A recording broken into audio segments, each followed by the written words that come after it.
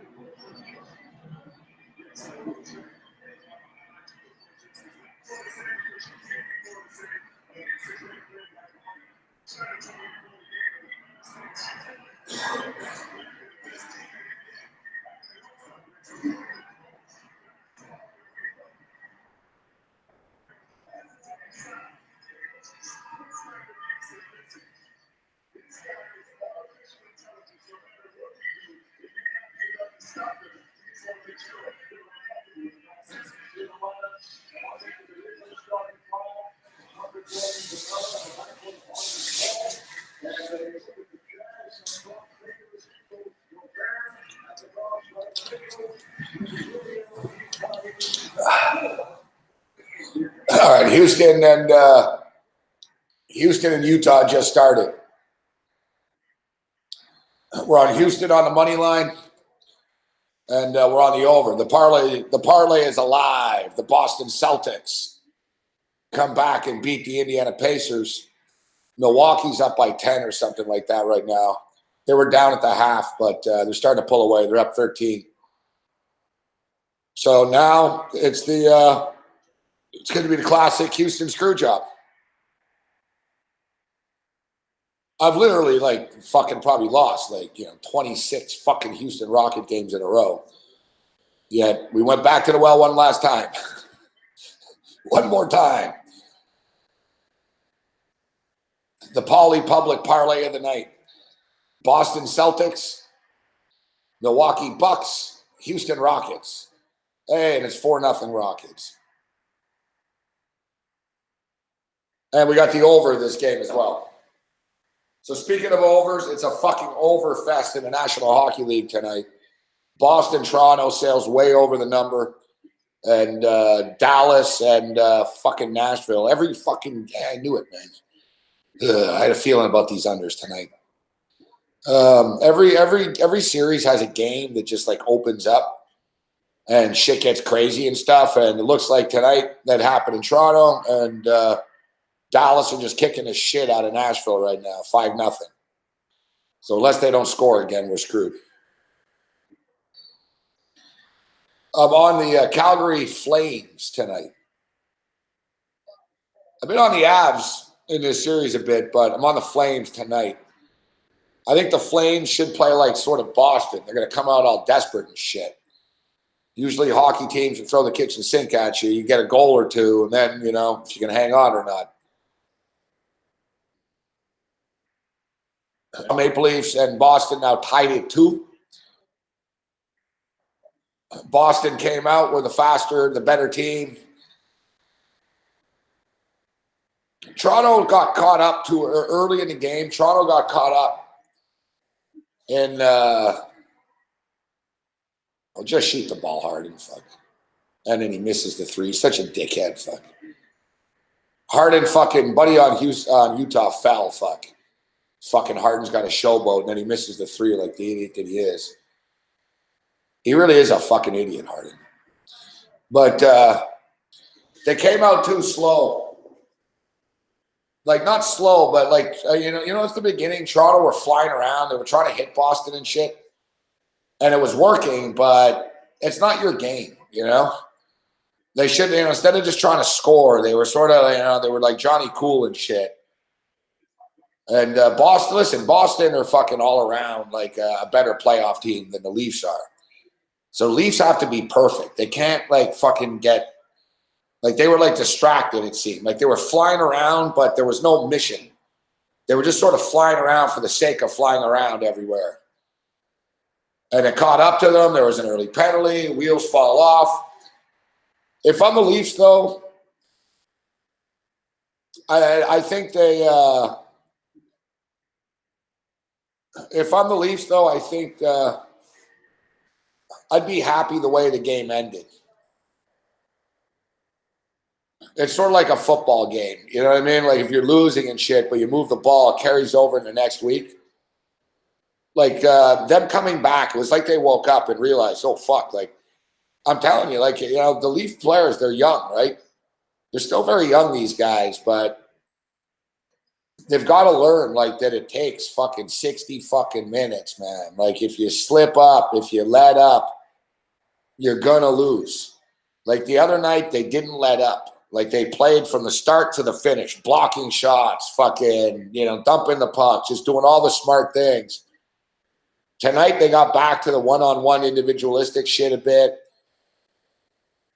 Deep down inside, I was concerned. We talked about it on the radio show. You knew Boston was going to come out flying, fuck. And the Leafs do this. The Raptors do this. Younger teams will do this. The Raptors really aren't a young team, but the Canadians, all teams fucking do it. That haven't won before. They believe their own hype too much. You see this all the time. The last few days in Toronto would be really hyped up for the Leafs. Everything's great. And then, they think they're all great. So sometimes it takes that you guys suck type thing, 12-4 start for Houston. Good start here.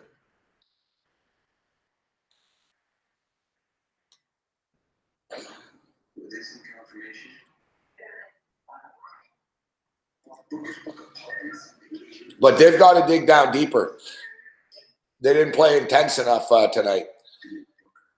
You know, like I said, there's like as the series as all these series go on, it gets more difficult. Like the better team shines like later in these series. Like it's fucking hard to close teams out. It's hard to get to the third game. It's hard to get to the fourth game. This is where Babcock's got to make his money, though. Like he's got to guide these fucking kids. But it's also, listen, Tavares has been pretty fucking non-existent.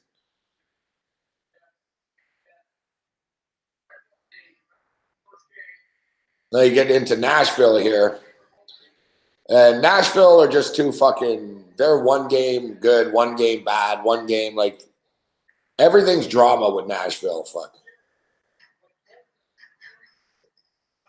Like it's too, like, you know what I mean? They're good. Nashville are a good team, but you can't win a cup by fucking like every night, man. Like every night's either a close game or you get your goalie sucks. It's like Nashville make their life more difficult than it should be.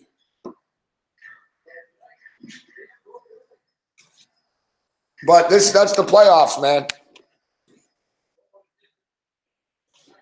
That's the playoffs. As I'm older, I don't really, I don't freak, you know? I see like I get it. You see the pendulums and shit. It reminds me when I was in Montreal. It was the same shit with the Canadiens. Fuck, the Canadiens would win a fucking game in the playoffs, and people were convinced they were going to win the cup. They'd lose a game in the playoffs, and they were convinced the series is over, like all the time. And it's the same shit. You get that. It's that emotional roller coaster, but I think after all these years of betting and shit, I've seen it all. Like, it's a fucking series. It's not a game. The NCAA tournament, that's a game. You know, I feel the same way. Kawhi Leonard said it best after when they lost to Orlando.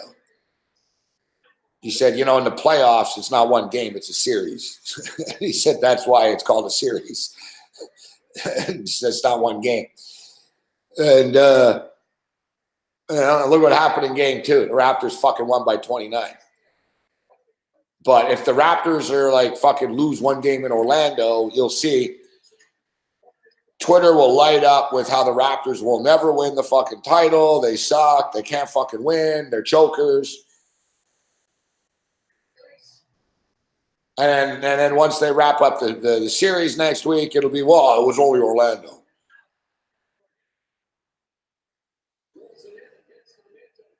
Look, the Golden State Warriors blew a fucking 31-point lead last night, 2 nights ago.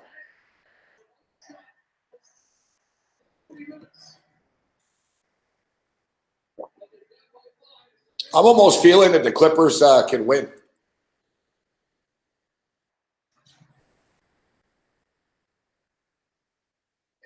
I almost feel that the Clippers can fucking beat the Warriors. I'll put it this way. The odds right now for the Clippers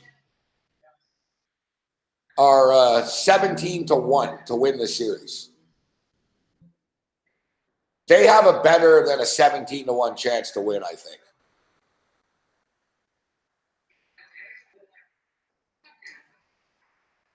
Golden State are good, but Golden State are a little fragile right now. All it would take is like the Clippers win on Friday night. They beat them again. Or is it tomorrow night? It might be tomorrow night, actually. It's hard to tell in the NBA, fuck. You know, but if the Clippers can win the next game, get up 2-1, and then somebody gets hurt, you know, like it takes a lot. I'm not saying, oh, the Warriors are done. Like it takes like, but it's basically, there's certain levels of security. And Golden State's levels of security are sort of getting torn apart here, fuck. You know what I mean? Like, it's like you're shooting at a fucking bulletproof vest. Eventually, like, fucking, you're going to fucking knock the guy down. And eventually you're going to pierce the vest. you know, like Curry's a little banged up. Durant's acting a little bitchy now suddenly again. The media, like, if I was the Clippers, I would fucking get the media to get in Durant's face because Durant's like losing it all the time now. Every time, like, people are always asking Durant about his free agency now, even though it's the playoffs and shit. He's getting real pissed off about it. And you know, it just, you know, it's already caused friction with the Warriors as it is. Like I said, you're the man till you're not the man. Shit happens. We just saw Tampa get swept. Number one teams lose all the time. So I got a weird feeling Jim Furyk's going to win the fucking golf tournament this week.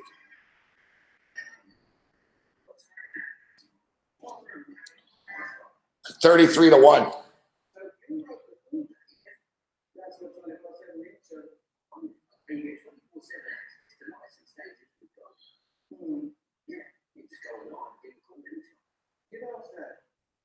Yeah, I bring it up only because history seems to be repeating itself a lot recently. And there's a lot of things where we're like after the fact, we're like, ah, fuck, we should have, could have done this or whatever.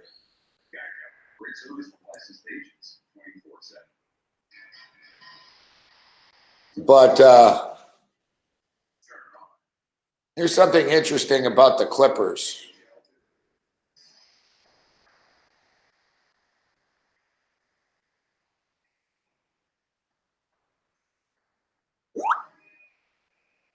The Clippers are only the seventh team. The Clippers are only the seventh team in NBA history to come back from more than 20 points or down.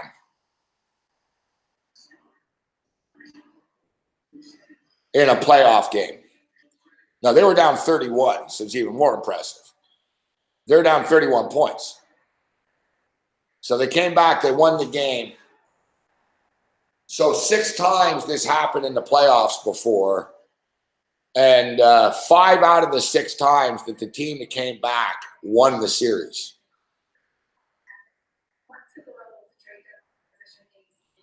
So that's, you know, that's a little piece of history that's on the Clippers side here. I can see it. Like, you know, basically, you know, Lou Williams like can continue to be hot going into the next game and they keep it rolling. But the problem ultimately is the Clippers. This is what we got into the argument with Lou today about, even though I'm not really sure he was disputing. But in basketball, it's fucking hard for the worst team to win 4 to 7 times. In hockey, it isn't. In hockey, it's very possible. Like, if you have one really good player in basketball, you're still not going to win. You know what I mean? Like, I don't care how good the guy is. It doesn't matter. You're not going to win with one good player in basketball. In hockey, if your goalie is amazing, you can win in the playoffs. And you can win fucking, you know, you can win like a Stanley Cup in series and shit. The Montreal Canadiens that won the Stanley Cup were not a great team. They won because of Patrick Roy. It was basically like 85% Patrick Roy. And John LeClair was a lucky motherfucker that kept scoring in overtime. Dude, the Canadiens won the Cup. They won 4 games in a row in overtime. I think they played best of 5 in those days. I think, who did they play? They played the fucking, the Quebec Nordiques. Was it the Hartford Whalers? No, it was the Buffalo Sabres, fuck. They beat the Sabres like 3 straight games in overtime, I believe. Like every game was in overtime. Dude, the Canadiens won the Stanley Cup. They won 16 games to win the Cup. I think 9 of them were in overtime. I was going to say 11, but I think it's 9. I'm pretty sure it was 9. Like 9 of their 16 wins were overtime. Like, don't tell me that you can get fucking lucky. Like Lou was saying, oh, you can't get lucky in a 7-game series. Yeah, you get fucking lucky in a 7-game series. The Canadiens were lucky as fuck. Like, they were lucky as fuck, man. It took goalposts, fucking other teams losing, the Penguins losing, illegal curved sticks. You know what I mean? It was like a 100% miracle. Fuck. They were shit. They were shit the year before and they were shit the year after. They were okay because they had Patrick Roy, but Now, listen, they had decent players, but they weren't a great team. Like, nobody in Montreal thought they were going to win the Stanley Cup. Like, you know, the only reason some people did only because, like, of a blind devotion to Patrick Roy. And the Canadians won the Stanley Cup in 1986, and they might have been worse than the 93 team. It was 1,000,000% Patrick Roy.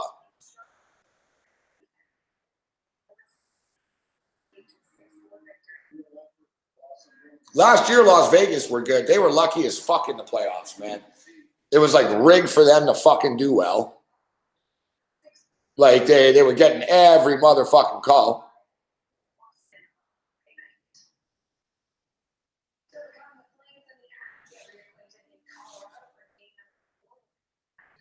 It's a fine line in sports between winning and losing, man. Like, look at Virginia.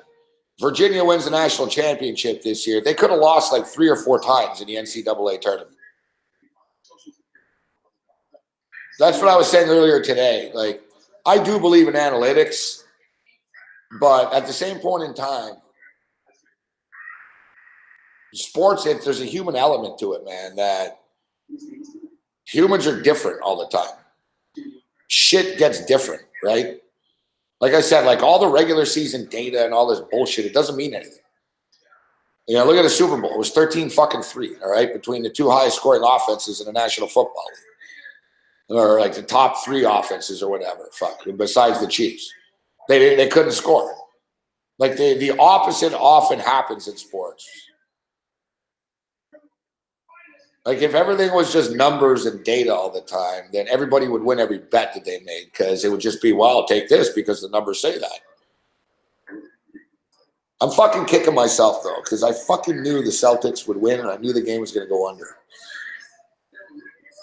And I even punched it in to see what it paid. It was like plus 184 or something. I was like, oh, that's pretty good. I'm going to put $100 on that. And for some reason I didn't. Fuck. We got a lot of tickets here. We have a lot of tickets here, and there's going to be a loser pile here.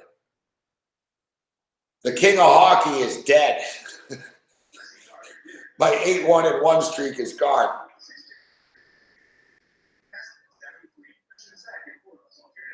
The king has been dethroned.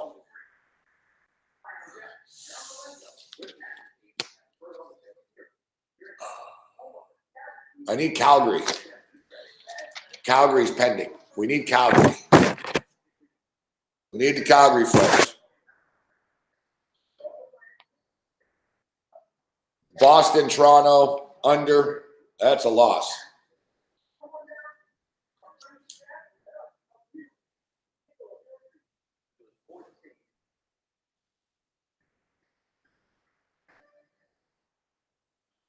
Boston, Toronto, under, that's a loss. Nashville, under, that's going to be a loss.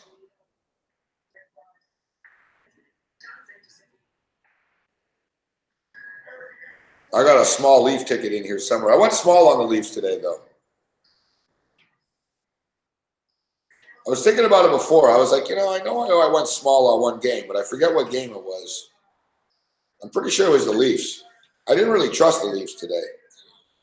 I hope it was the Leafs I went small on. No.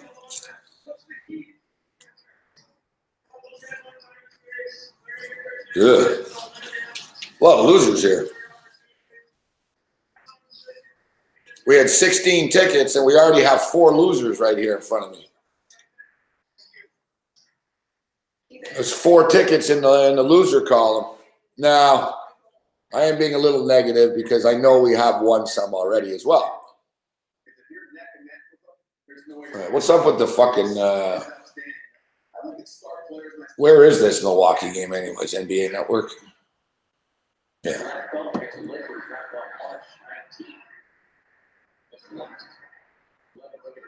Fuck, I got the over. It's slowing down.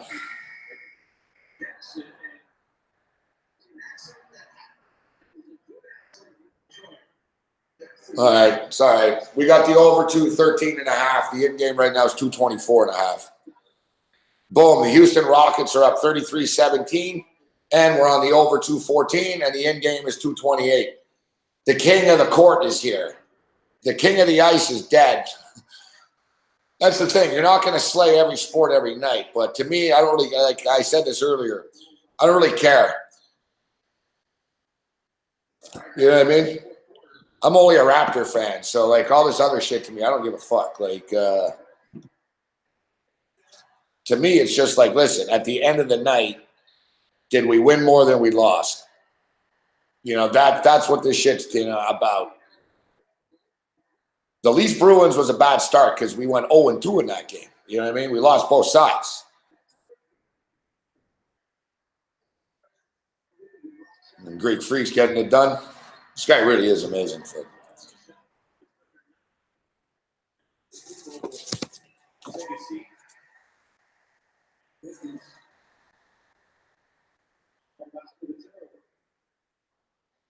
Yeah, that's the whole thing. As long as we're up at the end of the night, I don't care what games, who does it, what teams.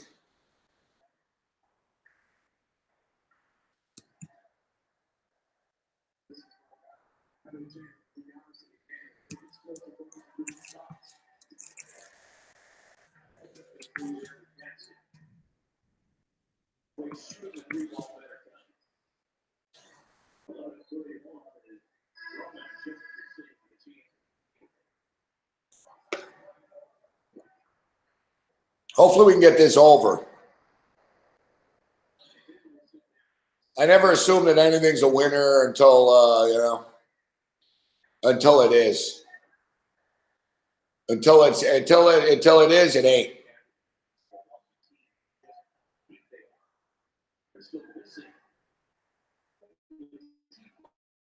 What's going on, Aquahili, Ty Rich, Cody, Token, Shauna? What up, Shauna?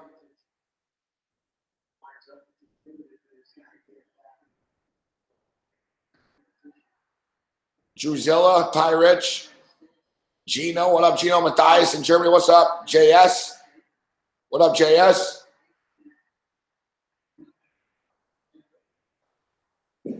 What's up, Brian Rowe?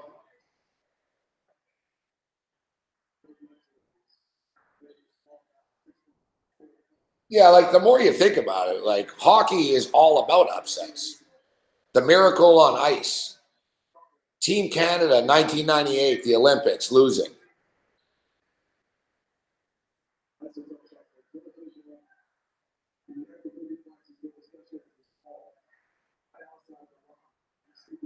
Like Canada had the ultimate dream team of all dream teams. It was the first time they had pros in the Olympics. Like Canada was fucking stacked. You know, Steve Yzerman, Eric Lindros, Wayne Gretzky, fucking you name it. It was like a crossover of older guys and younger guys. And they lost, fuck. Why did they lose? Because of Dominik Hasek. Dominik Hasek was the goalie for the Czech Republic, and the guy fucking, Team Canada peppered the dude, and what can you do? You couldn't beat him. The guy wouldn't they couldn't score on him. And it went to a shootout. The game was tied, and it went to a shootout, and then Canada couldn't score on him again. And Mark Crawford, the coach of Team Canada, was pretty stupid. He didn't let Wayne Gretzky shoot in a shootout.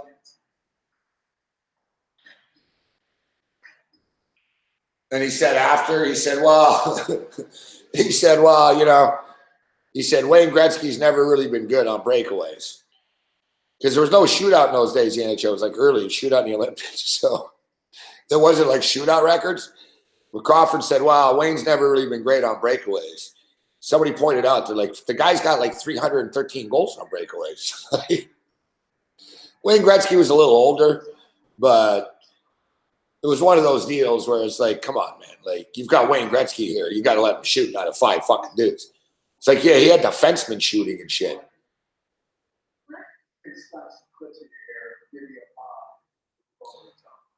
I remember, I think it was fucking Ray Bourque.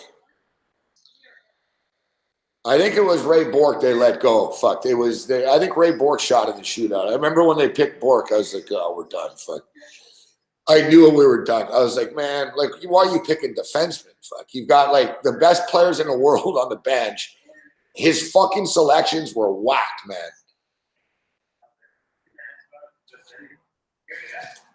His selections were whacked.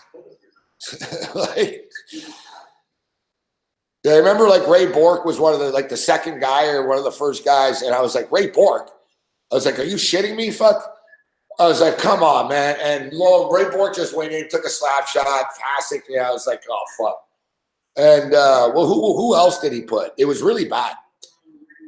He put his guy Joe Sakic. I didn't have a problem with that. I'm gonna look it up. The 5 choices. They were bad.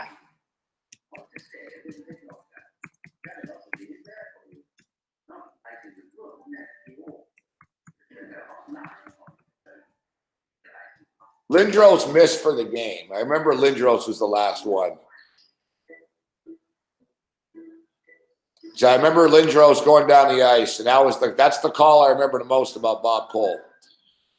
If you ask me about Bob Cole's career, that's the one I remember the most. When he said, this is it. He has to score. Like, he threw away like any sort of like he was just doing the game. He said, this is it. He has to score. And he did it. He just went silent. I'll never forget that. It was one of those weird games that I'll always remember, like that night and the whole. I was fucking mad, man. I was fucking raging. Like, I was raging when they lost, fuck. Like, I seriously lost it. Like, I fucking vividly remember. I got up. There was a bar stool. I was at my place, fuck, on St. Laurent, St. Catherine Street. But I had a bar stool there. It's like a loft type shit. I picked up. I fucking threw the bar stool into the wall. And that metal band Entombed. That metal band Entombed played at like the fucking, not the Fufun, but I think might have been the Fufun or the Club Soda that night.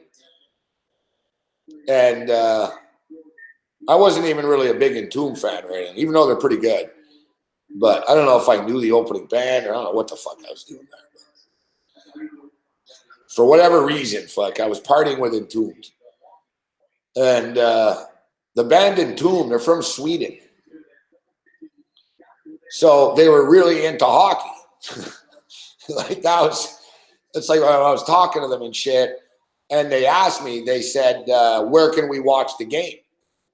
And if you guys remember, and it was a long time ago, 1998, but if you remember, the game was on at like fucking 4 in the morning, 3 in the morning, because it was in Japan. And I told him, I said, oh, yeah. I said, oh, I'm watching the game. Fuck. I said, I got a lot of money on this game. I said, I'm watching the game. And I said, I lived right next door to the Fulford Club Soda. I forget where they were playing. And I told him, you can come over, fuck, we'll watch the game. So the band Entombed and like fucking these chicks and a bunch of people came over and we watched Team Canada and Czech Republic.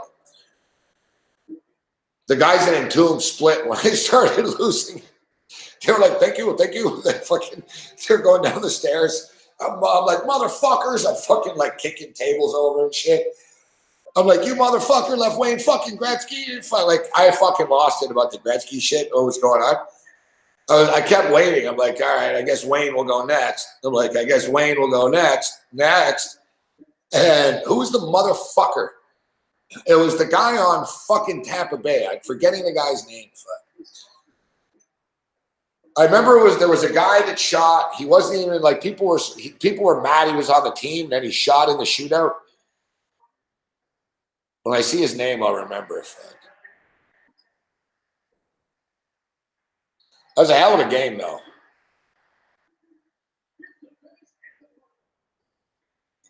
Here it is. How it all went wrong for Team Canada in 1998.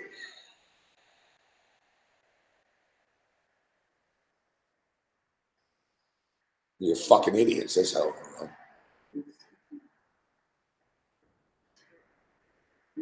Yeah, this is the team. Like, when we put this team together, we were like, all right, this is the best team ever. Fuck. They were like, this team ain't losing. Like, it was one of those deals. The goalies were Patrick Waugh, Martin Brodeur, and Curtis Joseph. It's like, all right, we're fine between us. We're good between the net here, Patrick Waugh, Martin Brodeur, and Curtis Joseph. The defensemen were Ray Bourque, Chris Pronger, Rob Blake, Eric Desjardins, Adam Foote, Scott Stevens, and Al McInnes. Now, the controversy at the time, people were pissed that Scott Niedermayer didn't make the team. The forwards were Wayne Gretzky, Eric Lindros, Theo Fleury, Joe Nieuwendyk, Brendan Shanahan, Rod Brindamore, Shane Corson, Trevor Linden. Shane Corson shouldn't have been there. Trevor Linden, Keith Primo. Primo shouldn't have been there either. Mark Recchi, Steve Yzerman, Joe Sakic, Rob Zaminer. That's the motherfucker. That's the motherfucker. He fucking shot, didn't he, in the fucking shootout? They have everything about this except who fucking shot in the fucking shootout. Oh, yeah, Paul Correa got hurt because he got hit in the fucking face.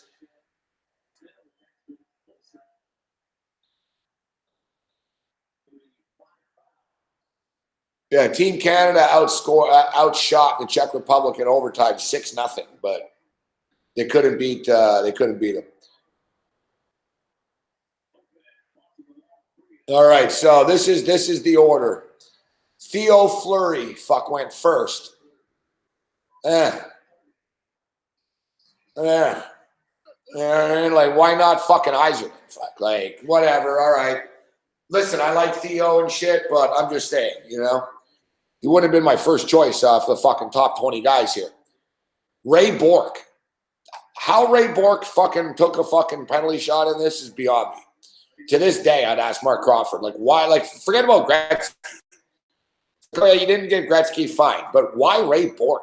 He's a fucking defenseman, man. The guy's never been on a breakaway in his fucking life. Joe Nieuwendyk, which is another stupid choice. Eric Lindros. And Shanahan. It never got to Shanahan. They lost before it got to Shanahan. I don't remember Shanahan shooting. Lindros was the last one to go.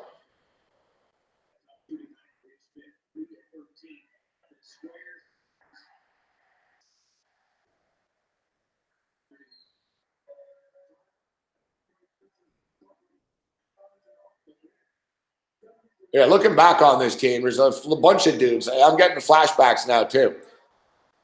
I remember people were pissed that Niedermayer wasn't there because they were saying, oh, it's the open ice. He's a good skater. He should be there. Shane Corson shouldn't have been there. Keith Primo, I always thought Primo was overrated. They were stupid. Like, they needed fast guys, but fucking Bobby fucking Clark was in fucking charge, right?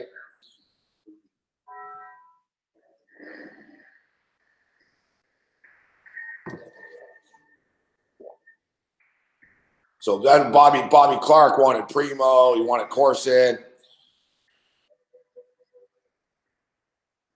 Anyways, like I said, hockey's littered with fucking upsets.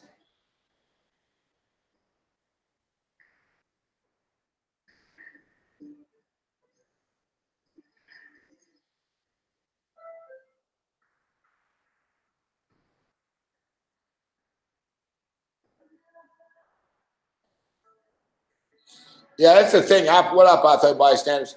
That's the thing. Steve Yzerman was actually really good on breakaways. Like I said, there was no shootout in those days, right? So it was basically like, all right, who was like, See, obviously you're going with forwards and shit. Crawford choked, man.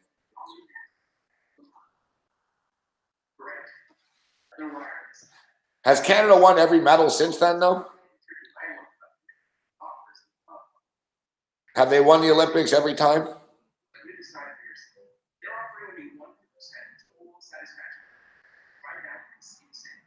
I mean, with the pro and the pros were there. They won in 2002.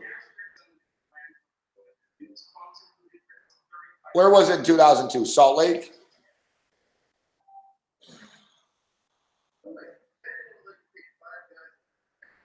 Was it 2006? I don't remember that.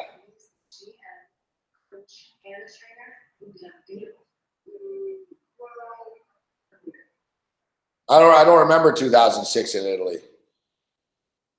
She told me like who was the goalie and shit or the team. I would remember probably, but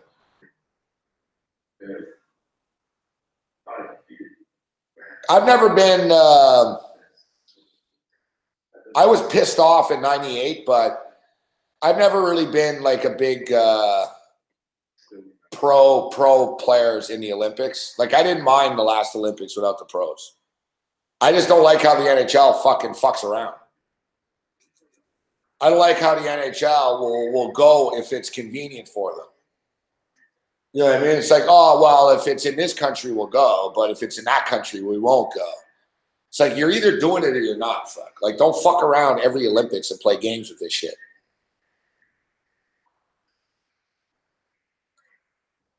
But that was another. That was another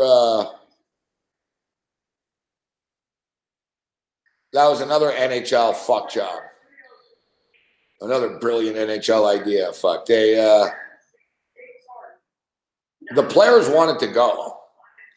If you remember, the players like voted and like the players wanted to go to the Olympics, but the owners fucking shut it down, and they created that ridiculously stupid World Cup thing that I think they're doing again. Are they doing it? I thought I saw something about them like that, which is just so stupid. Like, it was like the biggest failure ever. World Cup. Yeah, you have a World Cup with 4 teams, fuck, and you integrated a bunch of other countries. Like even the players were like, yeah, is this thing over yet? Fuck. Like that World Cup hockey shit is like one of those stupid soccer tournaments. You know what I mean? You know, like they come up with the, the international friendly cup tournament this summer. It's like, why are you making these teams play here? Why are they here? It's like you can see they don't care.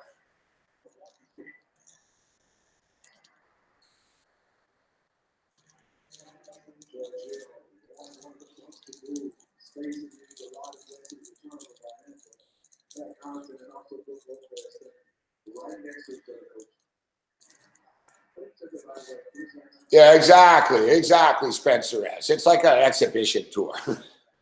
You know what though? The World Cup, or was it called the Canada Cup still? I think it might have been the World. Was it the Canada Cup? Was it I think it might have been the last Canada Cup. The USA won it. Do you remember when the USA won with Roenick and fucking?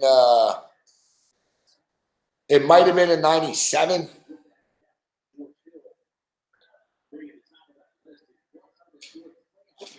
with Brett Hull. I think they won in Montreal. Like the USA won in Montreal. I think Curtis Joseph was the goalie for Canada at the time. That was a cool one. Like that was a cool tournament because like they weren't in the Olympics then, right? Like they actually wanted to play against each other. There was a lot of smack talk there between the countries. Yeah, World Cup. That was a good World Cup. Hey, listen, I've said it a million times, Kyle Johnson. There should be a Champions League for hockey, but the NHL are pussies.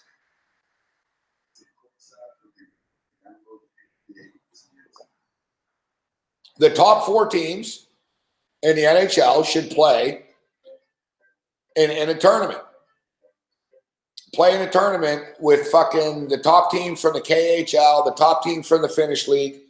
And okay, you want to make an argument? Well, all right, we'll not even take the top 4. Like, let's take whatever NHL teams. But it should be. And have a real Champions League, fuck, would be epic, fuck, with the games and shit. But it's too cool. They wouldn't do it. And look, the NHL can't cross the street without bitching at each other and fucking arguing about it. So they can never agree to doing something cool like that.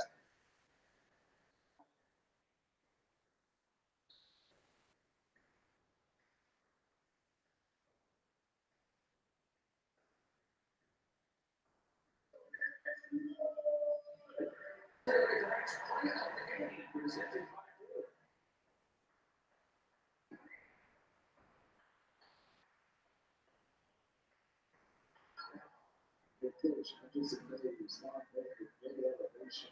He's way over there. Now he's just closing the gap. He's way over there. Just a little bit too far away.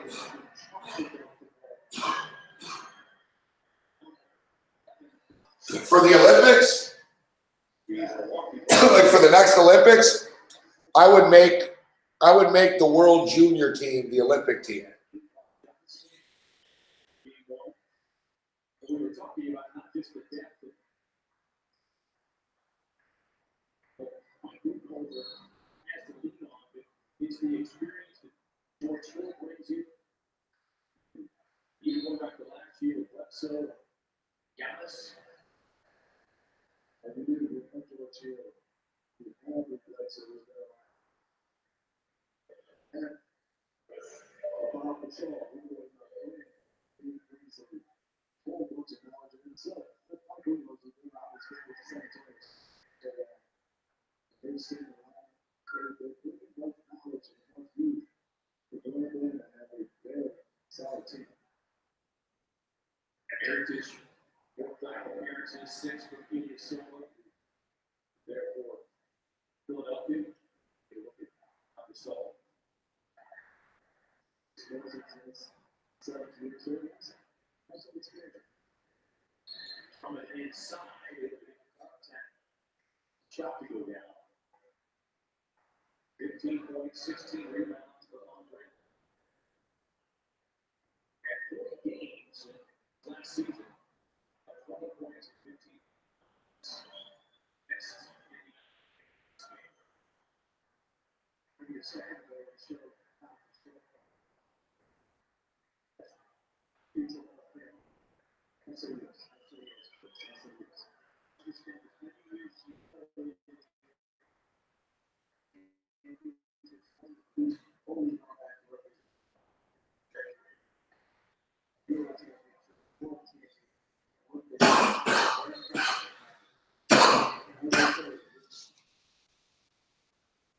You know what's crazy though? You know, it used to be that way.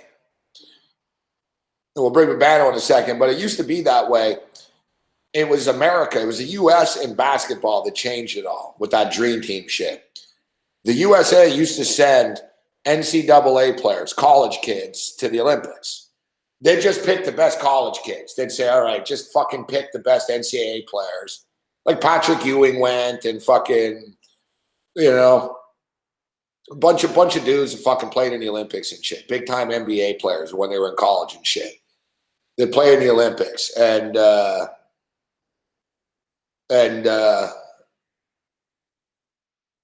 But they never won, fuck. They won a few times, but they would lose, and the rest of the world was getting good. Like, you know, and they were sending like fucking men and shit. Like Russia was sending like people from the men Russia the Pro League and shit. So USA got tired of it, and they were like, fuck this, we're better at basketball than everyone, but we keep losing the gold medal, so it's pissing us off. So they said, why don't we just fucking send these guys? And so they sent Jordan and Magic Johnson and everything, and they won every game by 60. And then fucking hockey got the idea, oh, let's fucking do the same thing. And then Team Canada lost. Like the first one, we went and we lost. It was Japan fucking angry. And then, you know, and then it's been on and off and shit. And even now, like, they're not going to stop the basketball one. There's too much money with the shoe fucking deals and everything, right? And plus, the thing with the NBA is it works. It's in the off season. And it's another thing I've said, too, a million times. Either fucking just make the World Juniors and not the fucking dudes. Like last Olympics, we had like guys from the Spengler Cup and shit. You know, there was like 32-year-old guys that were Canadian and were playing in European leagues and shit. All right, fine, a few of you guys. But the Olympics should be for young people anyways. Give the young people the experience, you know what I mean? Like, and we're good enough anyways, man. You take an all-star team of fucking junior kids from Canada, you can represent well in the Olympics, fuck. Except then you get into, oh, well, no. We're not going to send him to the Olympics. He's going to play for the Blackhawks next year. And no, he's already gone. No, we can't do that. And then you get into this fucking bullshit, right? But it's always been this way, guys. Like people think, that's why I tell people think like people are just selfish now. My grandfather played for Team Canada in 1936. And like half the people refuse to play. Like honestly, like a bunch of people refused to play for Team Canada in 1936 because they didn't get paid. A bunch of people said, like, you want me to go to fucking Germany and fucking play in front of Hitler and you're not going to pay me? I'm like, they're like, fuck that. So even in 1936, all right, players were like, fuck you, pay me. Let's bring Babano in. What's up, Babano? Yeah, I mean, just another night in the sports world where the Boston teams do well, right? Bruins and Celtics both sweep, and well, the Red Sox lost, so it wasn't all good. But the ones that are the most important right now won. Yeah, it's annoying. Yeah, it's only been this way for 15, 20 years in a row now. Very annoying, but you're a Sabre fan, though, aren't you? Didn't you say you're a Sabre fan? You told me once. That's why it's even more annoying, exactly, because I'm a fan of a team that just can't get a thing right these days. Well, these days they've never gotten anything right. Not anything right. That's probably true. Yeah. Yeah, they gave me some thrills about 10 years ago. They got to the conference finals 2 years in a row. But they were bad when they had Dominic Hasek for a few years there. And who's the other guy? There was the other goalie they had. No goal in the Dallas Stars in '99. Yeah. Who's the other goalie they had forever? Biron. Miller? Yeah. What's his name? Miller. Ryan Miller. Ryan Miller, that's it. Yep. Ryan Miller showed up in a limo at a Bills game. We were doing the show there. All the Bill players were showing up in pickup trucks and fucking Shooter McGavin's there. You're a little overdressed, Ryan Miller. A little overdressed, yeah. He shows up in like a limo and shit. Fucking, it's like a big star. Like people basically booed him. They're like, yeah, whatever, Miller. Good for you. Shooter McGavin's like, hey, everyone, doing shots, and Miller's comes in like that's the thing. People think all hockey players are nice. They're not. Hockey players are all arrogant pricks, right? But the Sabres were good the Sabres were shit when I was a kid, but they weren't bad in the mid '80s. They were good enough to lose all the time, like in the first round and shit, but they weren't terrible. I used to like the Sabres when I was a kid a bit. Yeah. You only became a Bills fan, but never a Sabres fan. But it's strange, huh? Yeah, it is strange. But then you had the close. Not really. It is and it isn't. But again, I keep thinking, you're a Montreal guy, you're a Canadiens fan, but you've never been a huge Canadiens fan, or at least not any time recently. You've been a huge Canadiens fan. No, I stopped being a diehard Canadian fan in the late 1900s type shit, 1990s. Okay. It was right around when they were starting to treat you like garbage during the radio days too. They didn't exactly treat you well. The franchise. That's not true. No. I can't complain. I fucking ripped the shit out of them. I could have been a lot worse. To be honest. No, I wasn't even on the radio when I stopped. No, I'm a real fan, so I get frustrated, but I'm not going to support shit. And they stopped. They got into. They used to really try to win. They used to be winning was a necessary. We hit the Milwaukee over. Oh, and the Bucks game, and the Bucks covered again. Yeah, Bucks covered 120-99. We're slaying the NBA tonight. That's good because we got fucked up in the NHL. So. I hope you didn't have the Pacers. Obviously, you didn't because you're doing well in the NBA. You didn't have the Pacers plus 7.5. My God, what a horrible beat if you had that. No, so, I'd be over in this game. And now we just need Houston to close out the parlay, guys. And we have the Houston over. Which is 98 points with 2:53 to go, second quarter. It's looking possible. It's on pace. All right, so what I guess this Calgary game started already, right? It has started scoreless, 9 minutes in, and it's 5-1 Dallas leading Nashville. Yeah, I fucking thought this Calgary game would go under after the track meet the other night. I was like, it'll be lower scoring tonight. 56 shots on goal. They're not going to allow that again. It's been a good pace already so far, but nothing in the net yet. But decent pace at least. Yeah, I think Calgary is fun. Yeah, I did take Calgary. I'm on the over, but I did take Calgary. Oh, I was on Colorado in the last game. But I figure, look, you figure Calgary is going to be that desperate team, kind of like Boston was tonight, right? Yeah, in a back and forth series, and Bill Peters sort of called them out after the last game, saying we're going to find out exactly what kind of mental fortitude and resilience we've got in our team, because that wasn't Calgary Flames hockey the other night. It's basically, he didn't throw anyone under the bus specifically, but he's basically generalizing that, hey, our team sucked. We were horseshit the other night. I expect much better tonight. We'll see if they'll deliver. All right, so tomorrow you've got Washington and Carolina. And the series is just 2-1 right now. Let's see, Carolina's minus 120. The total is 6. So what do you like in that game, Babena? I'll tell you what, Carolina can make this an interesting series still. Obviously Svechnikov's going to be out because of the Ovechkin fight. But you look at this series and you take it in little chunks of this series. Washington was better in game 1 for the most part. But Carolina was very good 5-on-5. It was special teams that killed them. Game 2, Carolina could have won. All right, that game was dead even. In fact, you could say Carolina had better of the play for times in that game, but Washington gets the chance in overtime and wins in overtime. And then in game 3, it was domination. It was 46-18, the shots on goal for Carolina. So when you look at it, it's Washington 2-1 in the series. Carolina's not been in Washington's shadow in this series. They've played very well. I'm kind of leaning Carolina here, believe it or not. I like the home environment. They fed off that crowd. I know Carolina's not a big hockey market, but the fans that were there were loud. They were excited to have the team back in the playoffs for the first time, first home playoff game in 10 years. They fed off it. Washington will probably play better. That was a horrible effort from their standpoint, but I think Carolina's onto something. They have been pretty even with Washington in this series, even though it'll say 2-1 Capitals in the series to this point. So I think I'm going to roll with Carolina if I bet that game. Carolina Hurricanes. All right, just a quick update here. It's Houston are up 20, 60-40 with 2 minutes left in the first half. Got a fucking route going on there. I got to check in on my baseball bets. I have a lot of baseball action. All right, I told you guys tonight, Minnesota Twins, baby. I predicted, actually, if you tune in to Game Time Decisions, I predicted a 4-1 Twins win. But it's 4-1 Twins right now, but it's only in the 6th inning. So, all right, we're on the Twins. That's good. I've got under 10.5 in this Rangers-Angels game. It's 5-2 right now going into the 7th inning, guys. I'm on Texas, so that's good. It was fade Matt Harvey day. That guy's got nothing in the tank. Once Texas got to him in the 5th inning, he was walking a tightrope, getting out of some trouble early, and then finally Texas got to him. Yeah, they probably should have pulled him in the 4th. yeah. They kept him in too long.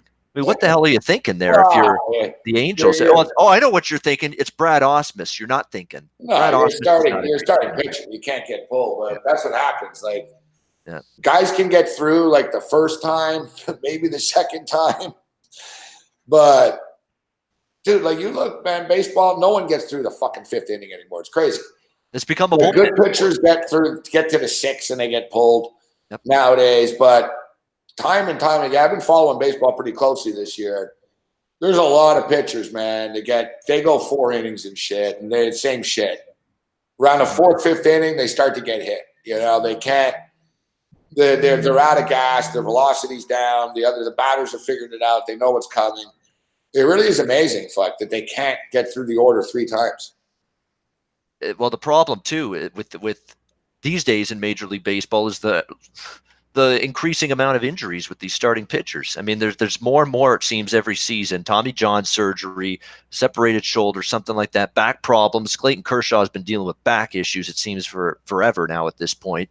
And it's just increasing, and it's making these managers, more and more reluctant to keep these guys out there for 6, 7, 8 innings in every start. It's become a bullpen game. The bullpens, if you don't have a good bullpen anymore in Major League Baseball, you're fucked. Essentially, because these starters are not going deep like they did, 10, 20 years ago in games. Injury issues, concern. We're sort of coddling these starting pitchers a lot more. You got to have good bullpens now these days if you're going to be a good team. Oh yeah, bullpen is key. Yep, I can't disagree. And make sure you're factoring it into handicapping these games, because the starting pitching is what 99% of the line is based on. You can get some great edges in baseball if you really focus on lineups, bullpen, hot teams, cold teams, hot lineups, cold lineups, hot bullpens, cold bullpens. Focus Yeah, on I that. know. You'll But find some people, things. but tell people how to do that. Like people always, that's the thing. Like I have the New York Post. I buy the New York Post pretty much every day. Not every day, but I read it on the ferry and shit, or when I'm waiting for the ferry. If I have 10 minutes or whatever, but they have a VSiN article of the day, and you might be in it actually, giving CFL picture in the summer, right? They posted my CFL stuff one week Yeah, on the yeah, New York exactly. Post. I know So that. Yeah. basically, the VSiN pick of the day and they have a pick of the day, and then they also have like sort of an article of the day, Yep. I've seen that. Very good that they're in the New York Peepers. Yeah. Yeah, but it's just so fucking general, bro, that it angers me. In which, like, it's sort of just like, oh, you have to look for the trend here and that and this. It's like, well, why don't you tell the people now what the trend is instead of telling them to look for it? Like, it's so general that like people already know that. It's like, all right, yeah, we need to know bullpen. So, all right, so but where do people look? So what should they be looking for in a bullpen? Right? So a hot cold pen, a cold bullpen, but so it's just sort of general, like gamblers. And I'm not calling you out for it. I'm saying, but gamblers and especially handicappers often like will throw these generalities out there. Like, oh, well, you just have to do that and figure out that. And it's like, but it's just like, people already know bullpens are important, but how do you figure that out? Right. It's how you figure that out. And, because I think if there's a even starting pitching matchup where it's even slightly against you, you can still bet the full game because you're going to have an edge late in the game with a bullpen that you think is good on your side and a bullpen that's not good on the other side. But with bullpens too, it's not just doing that. You've got to analyze who's available. There's going to be some good relievers that have pitched 2-3 days in a row that aren't for a specific game. You think, okay, he threw 30 pitches the last game. Well, there's a pretty good chance he's not going to be able to pitch in the next game. So Josh Hader comes to mind from Milwaukee. You'd much rather be betting Milwaukee Brewer games with Josh Hader being available as opposed to not available, especially this year. Yeah, I know, but he's usually always available. But the thing is, you never know. You can bet a bullpen. It's tougher. I think in the playoffs, it's easier to generalize it. Like the teams with a better bullpen win playoff series more than they lose them. Like it's sort of like having a better defense. Like I do buy into the better bullpen shit, but during the regular season, it's tough to gauge. Like you could say, all right, well this team used 4 of their guys in the bullpen last night, so they're going to be taxed tonight. Yeah, well maybe the starter is going to pitch well that night, right? Right. I'm saying you can't predict how much of an impact the bullpen's going to have on a game all the time.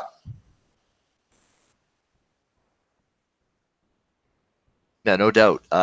Pitch count, you can pitch counts too. That's another thing. There's managers that are fixated on pitch counts for certain guys too, and once they get to the pitch count, doesn't matter.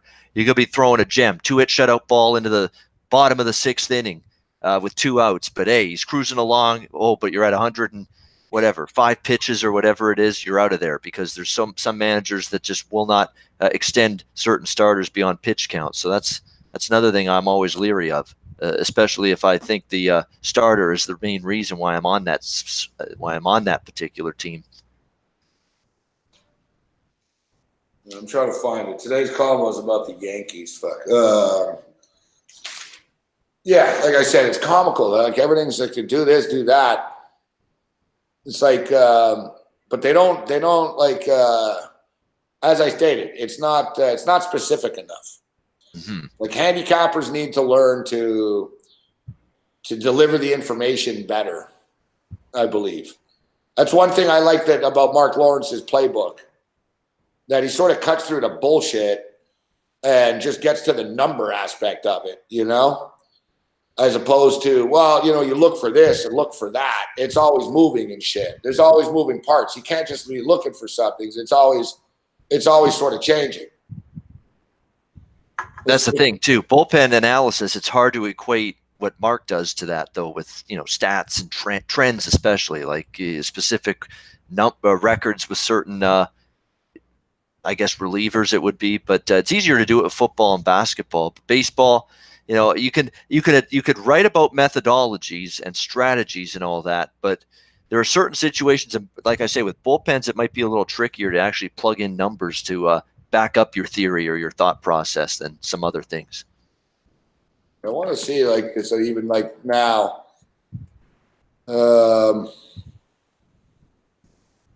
Major League Baseball pitching stats. I want to see like so the teams with the best relievers. Does it correlate to being the best teams as well, right? Yep. But I tell you though, I've always thought it was crazy in baseball that they pay all that money. They pay a shitload of money to starting pitchers, and they pay a shitload of money to the star hitters and shit. But the games are actually decided by middle relief pitchers that are nobodies. Just very, it's especially crazy. in the playoffs. Yeah. No, but even in the regular season, like somebody, I think me and Ranieri were talking about it. Somebody, I forget, I talked to so many people, but like the like relievers come in now, and it's easy. Like you're only facing 3 batters and shit. Like you're only facing 3 batters. The bases are empty. And so like the relief, there's all this talk about like the closer all the time. Who has the best closer? And often it's not even the closer that decides the fucking game. The closer comes in after the game's been decided almost. Like the closer's not having an impact on the final of the game. He's coming in to close the game. He's like the guy that's burying the body almost, Like the game is actually decided. Like the pitcher gets pulled. It looks like Mike Smith's hurt. The pitcher gets pulled on average after like 5 innings or whatever. The Mariano Rivera, whoever, only comes in 9th. The game is decided by a bunch of dudes that are fucking like making the least money on the team, which has always been strange to me. Like those are the studs like that you should be spending money on, because that's where the game is decided. Like that's what the Yankees did this year. Like they spent all this money relief pitchers from fucking the 6th inning to the 9th inning. And we'll see if the strategy pays off. Like right now, they never have any leads to protect. So they've got a problem. Well, they also knew their rotation was pretty questionable and shaky and sketchy coming into the season. So let's load up on the bullpen instead and try to patch it together. Their plan is basically, let's just get 5 innings from the starter and we're good, right? Yeah. And we'll have better depth. It's like, but I guess the best way to describe it really is like NBA depth, bench depth. Yep. It's better to have a deeper bullpen, right, than just 1 or 2 guys. If you got like 4 or 5 guys, you can roll these guys out on a daily basis and people will stay fresh all the time. Plus, think about most of the guys that are in that Yankees rotation. You got Jay Happ, who's never been a long man or an innings eater or a guy that pitches deep, to knock off multiple injuries. You don't want to throw him out there 7-8 innings every start. James Paxton, same thing. You don't want to throw that guy out there for 7-8 innings every outing with his history of some injury problems. So, you factor in all these guys that A, can't pitch deep, and B, have injury concerns that would prohibit you from wanting him to pitch deep. And you got to try to look at the bullpen and strengthening that so that you can close games if your starters aren't going to collectively 1 through 5 go deep in the games. Well, it's like Nick is saying in the chat, and it's true.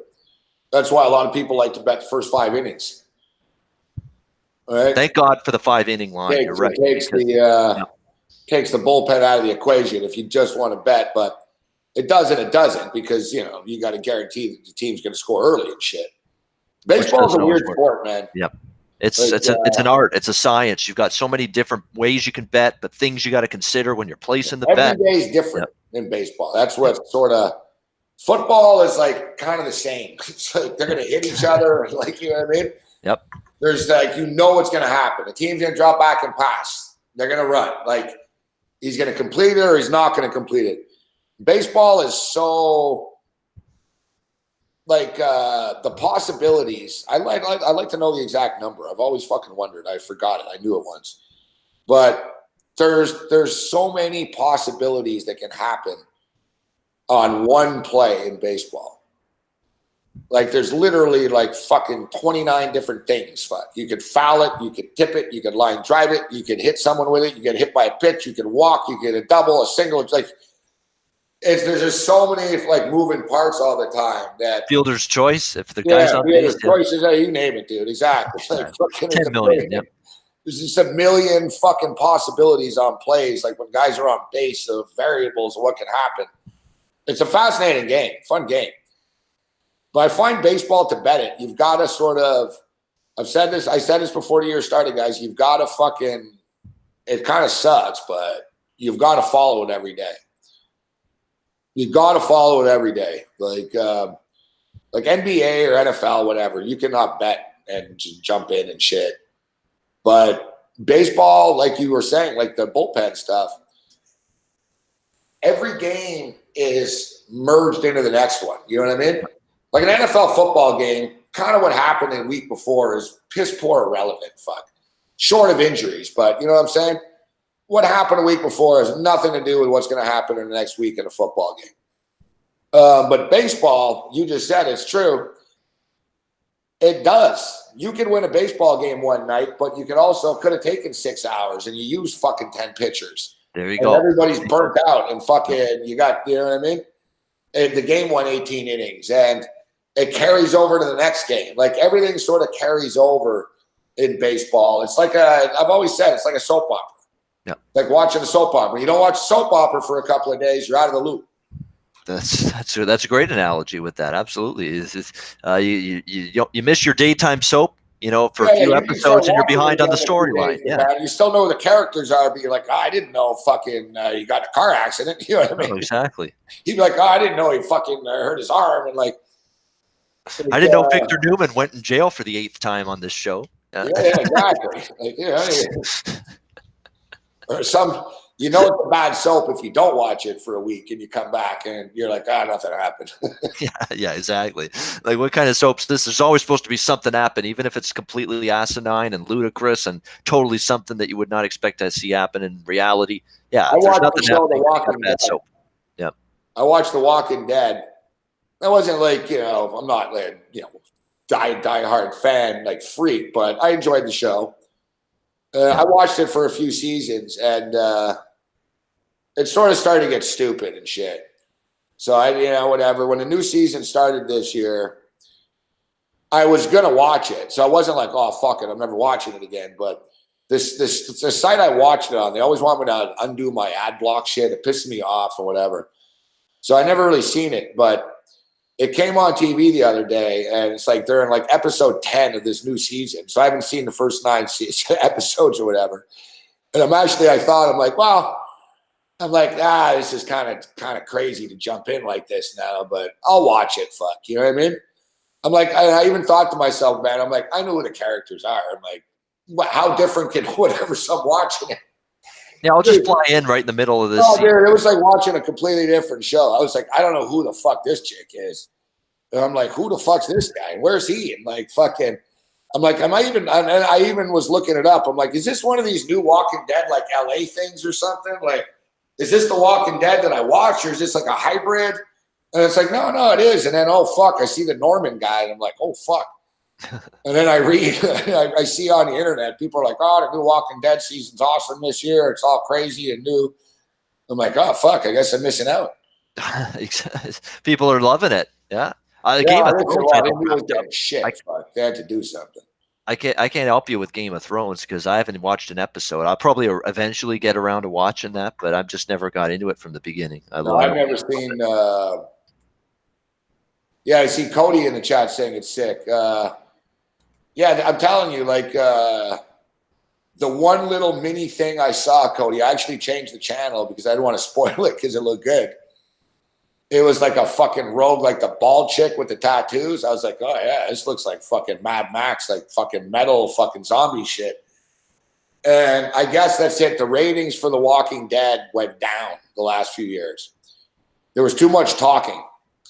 You know what I mean? There was too much. It was actually good writing, but there was too much talking and not enough killing. And I think they realized, they're like, yeah, we're losing the audience here. We better fucking get back to some crazy ass shit. So I see like on Deadspin and stuff, they do reviews for it every week. And I haven't been seeing the show, but I saw like all over the internet 2 weeks ago. They're like, that was the most terrifying Walking Dead ever. I'm still fucking scared. Like, Well, that's the thing. It became more dialogue driven, less event driven. yeah, they got sort of, you know, the writers want to do the character shit. I get it, but you lose the audience. People have short attention spans. People watch The Walking Dead to watch zombies fucking eat people, you know? No shit. They want violence. They want something. Or spectacular. zombies get their head blown off and that shit, whatever. They want something psychotic to, you know, enjoy and be entertained by. Exactly. They don't want people blabbing on for 10 minutes. See, I'd be Game of Thrones, I've never seen one either. Yeah. I've seen it. I know it, but I've watched it for like 5 minutes. Fuck. I saw like an episode or something once. It was on the background and it seemed like a softcore porn to me. Fuck. Like every second scene was just fucking sex and fucking dragons and fucking people were naked all the time. I was like, and that's what interested me.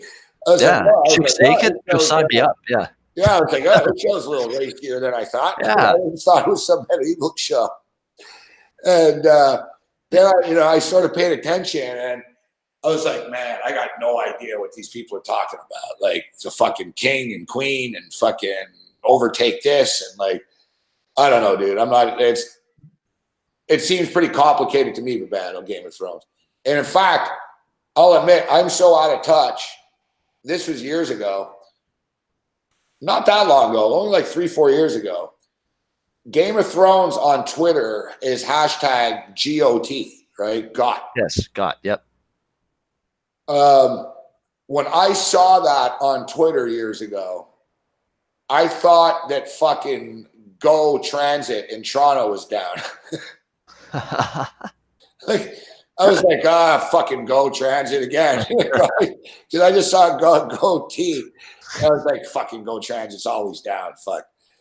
And it's pretty funny that you would think that. Oh shit, it's Game of Thrones. It's hard not to know about Game of Thrones just because everyone fucking talks about it with their references. Yeah. Winter is coming, and that stupid fucking chair. Fuck. Yeah. Oh yeah, that's all I see. That's the thing that always stands out to me when I see ads and promos and people posting GIFs and memes about Game of Thrones is the chair. The chair. The chair. Oh, they love the chair. Like Tiger Woods won. There was all this fucking pictures of him in the chair. Yeah. They actually had that chair on the set of OTR. Except I think I purposely didn't take a picture in it, just not to be cheesy. Yeah, winter is coming and all that. I'm not one of these people that's shitting on the show, though. I hate that. Like that's a big thing too. There's a dynamic of people because people are going ape shit about this Game of Thrones stuff. Yep. And on Twitter and stuff, people love it and the debuts and they're betting on it. And there's odds for everything. It's crazy. There's odds for what character is going to get killed and like people, sports books have this up and shit. So I'm not shitting. I'm not like I hate people that do that. Like if they don't like something, they need to say, "Oh, that sucks." Like I'm not saying it sucks. I'm just saying. I've never been into medieval shit. Like all that movies, like even the movie Gladiator and all that. I don't like any of that shit. Fuck. I'll watch gambling or mob movies. But I'm not into kings and fucking sister and brother battles for supremacy and shit like that. But I hear it's really well done. But so you have all these people that talk about Game of Thrones all the time. And then you have other people that got to be dickheads and say, "Oh, I don't watch Game of Thrones. It's stupid," or whatever. Don't say it's stupid if you haven't watched. That's my only. Yeah, I'm not saying it's stupid. I'm not criticizing people for watching it. I'm just personally stating there's only so many hours in a day, guys. I can't watch everything, right? I hardly watch anything, unfortunately, based on the job I've got. And I haven't had the opportunity to watch half the shows I used to watch years and years ago. It's not easy to. And the summer is when I try to catch up on as many as I can, but you can't get through them all. There's not enough time. Give me a 48-hour day, maybe I'll have a chance. I don't watch any shows, to be honest. Now, I don't blame you. It's hard. I'm on the air 8 hours a day. I'm fucking traveling or whatever. I don't have time. What am I going to do? I'm asleep and whatever. Like I'm watching sports. Like I really like. There's not a TV show that I'm like, oh, this is on. I'm going to watch it. You know what I mean? Yep. Like the only show that I do watch is after when I end this show at night. but it's not a new series or something. I watched the Twilight Zone. I watched the Twilight Zone at fucking 12:30. The new Twilight Zone. You're right. There's a new version of it. Yeah. No, I'm watching the old version. Oh, the old version. All right, that's the classic. Yes. Yeah, no, I'm watching the old classic. Yeah. I'm watching the old. I watch I don't have time to follow shit. Yeah, Judge Judy. I'm not watching Judge Judy. I don't have time to be following shit. Like I watch the news, or I watch sports, or I watch in the middle of the night. I'll watch Twilight Zone or Alfred Hitchcock or something. Like I don't even watch. I never watch movies. I got a million movies here too. I never watch movies. Like I'm not a big movie guy, to be honest. I've got to say something about to Ty Rich about Judge Judy. I saw it on YouTube. It was a long time ago. There was a piece on her, Judy Shineland, from 1993 for 60 Minutes, where she was in New York family court. That's what her post was back then. She was doing family court cases in New York, and she had the same demeanor. And this was before she got the TV show. So she had the same demeanor. You know, she was tough on, you know, the people, the witnesses, tough on the plaintiff, tough on the defendant, the same kind of attitude, you know, the same kind of, you know, I'm going to not put you in your place, but hey, if you're going to blip off and you're going to do something stupid, I'm going to call you out on it. She had that demeanor and that attitude way before the TV show started. So it's not like something she's put on because she's got a TV show now. That's her persona. Sounds like you're quite a big Judge Judy fan, Romano. I watched it when I was when I had more time way back when. Not every day, but I would like if I was changing the channels, Gabe, and I ended up on Judge Judy, I'd stop and watch for at least that current case that she was talking about. I'd take a look. She's funny for a minute, but I don't like those shows. She is a funny lady, though. I'll give her that. She's talented. Like she's got a shtick there. It's the only court show I would watch. The rest of them are probably pretty bad. I only watch those shows when I know people on them, which for some reason it seems to be pretty frequently. As I've had my lawyer Carl Miles. My lawyer Carl Miles from Buffalo was on Judge. He was on Judge Judy, and oh wow, big story became yeah, good. Won. And then of course our boy Jorge Gonzalez. Are you serious, Jorge? Las Vegas Jorge Gonzalez? Wow. Yeah, he was on. he got sued on fucking Judge Joe Brown.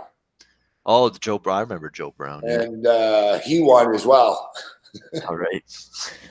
So people I know are 2-0 on reality court TV shows. 2-0 on court TV shows, court cases. Good. Yeah, you don't want to be on the losing end. You don't want to be on the losing end of a Judge Judy case, that's for sure. Or else she's going to, you know, read you the riot act. The key is not to piss her off. Well, that's the thing. She already has her mind made up. You know what I mean? Oh, yeah. It's TV. Like, she only has 7 minutes for the case and shit. So she comes in, she knows, like, all right, I'm going to fucking yell at this person. Yeah. Like, she basically, like, they pick a you know, a good guy, a bad guy. And that's why, like, the Jorge one was the biggest scam in the world. It was the funniest thing ever, man. Like, it really was fucking funny. Like, I love. I've seen a lot of funny things in my life, but that is one of the funniest fucking 8 minutes of fucking TV I've ever seen. Jorge standing there in like a sweater and shit, looking as innocent as possible. Oh, your Honor. Oh, yes, sir. Like, Jorge starts going on about how I just do this for the children, and I'm just trying to give people an opportunity and give back to the kids of Las Vegas. And Judge Joe Brown's like, "You're a good man, sir." Then Judge Joe Brown starts yelling at the kid. Yeah. He goes, your work is shoddy. He goes, I looked at your camera work is terrible. He goes, why would you think you would get paid? Who do you think you are? This fucking goal. And I'm sitting here thinking, fuck, this kid's getting steamrolled here. Oh yeah. And the kid actually got ripped off for real, which is fucking like, even like those shows are the worst. Like, I'm telling you guys, now that I know the truth, like anytime you watch one of those judge TV shows whoever fucking lost is probably the one that really got fucked in real life. Like, That's great. Yep. Hamburg says he watched Price is Right. I did too. I love Plinko. Plinko was my favorite all-time game on that show. I would lose it whenever Plinko came on. It's time to play Plinko. I'd stop what I'm doing and race to the TV and watch. you got your TV habits, Babano, as a youngster. I know. Some weird. The more we find out about Babano, you're really excited about Judge Judy and now Plinko. You're really fired up. I love Plinko. Look at it. I got this huge smile just thinking of Plinko. It's bad. You're right. I haven't actually watched Price is Right in a long time. I watched it more in the Barker days too. I haven't watched much Drew Carey Price is Right. Why don't you go why don't you go and try to be a contestant? That's something I've considered, believe it or not, but just never got. Yeah. I've actually considered. You have to go to Hollywood. Yeah. Hey, it's a reason to go to California. I got to get that trip in at some point. I think Drew Carey actually films it in Las Vegas quite a bit, but it's generally out of Hollywood. But I thought, you know what it is? I think there's a knockoff in Vegas that's not on TV, but with Joey Fatone from what band was he in? In Sync? Yeah. Come on, you would know this, but don't hold out on us. Late 90s pop. Well, I always had chicks blasting it in grade 8 classrooms all the time. Backstreet Boys, In Sync, 98 Degrees, Britney Spears, all that. That show, Let's Make a Deal, is filmed in Vegas with Wayne Brady. That's at like fucking Harris Casino or something. I'm trying to get Cam to go. Next time I'm with Cam with Vegas, I should get him to go. We'll go. Yeah. Like I'm telling him, I don't see why they wouldn't pick him. Like Cam is very likable. Like they wouldn't pick me. I look angry and shit. They're not gonna pick like an angry looking fucking white bald guy. But Cam's jolly looking, and if Cam stood up and he's going, his face going like this, the Cam face, yeah. Oh yeah, he'd be great. Cam would be fucking funny on TV with Wayne Brady. Like people would be cheering for Cam. Come on, yeah.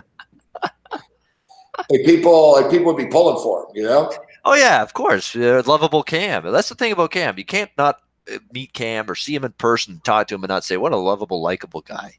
Like really, how do you not think that of Cam Stewart? Unless you hang out with him, with him every day.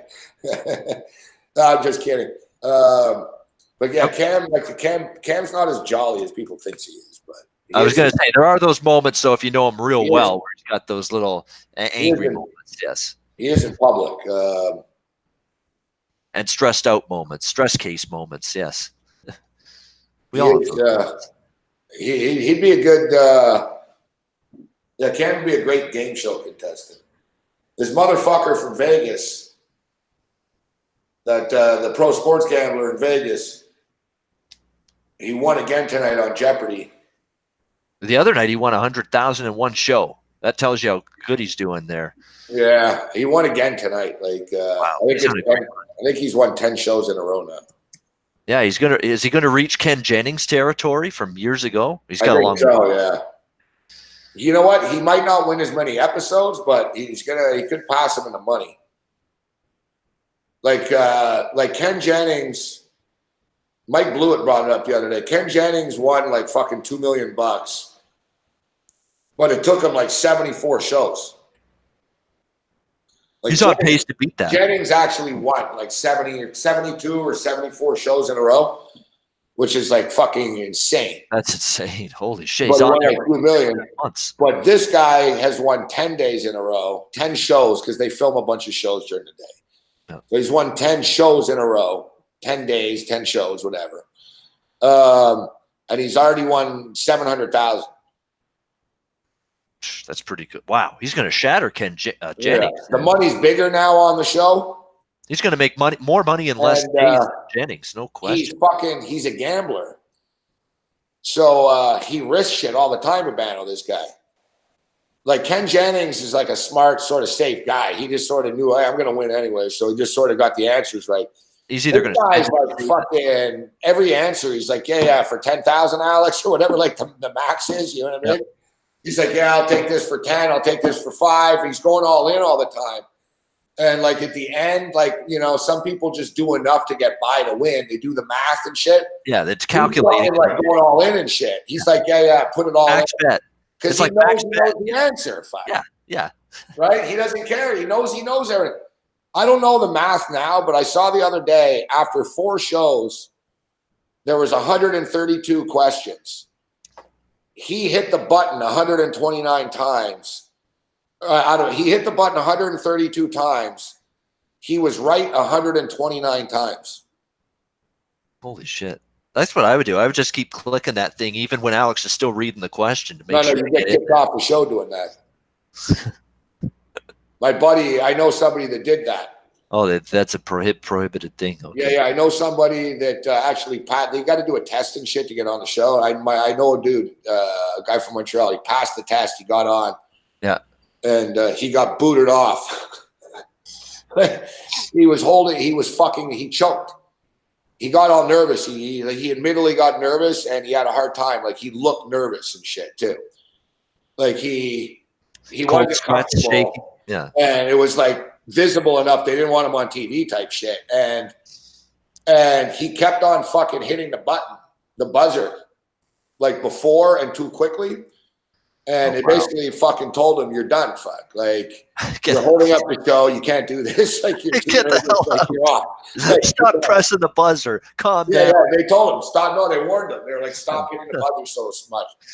And because he said fucking, he said that he did it and it didn't work. Like he thought it would be easier. He said, you really have to fucking go down on it. Oh like, yeah. Just little, yeah. just It's barely not like make just it a with your little like thing. He goes, you got to really like push it, man. push that Like a thing. Push thumb it thing. good. It's like a thumb Push thing. it good. Yeah. So he said that he was nervous. He goes, I got nervous and shit, and I kept on like fucking buzzing. They finally they took a break and shit, and then they told him, all right, you're done.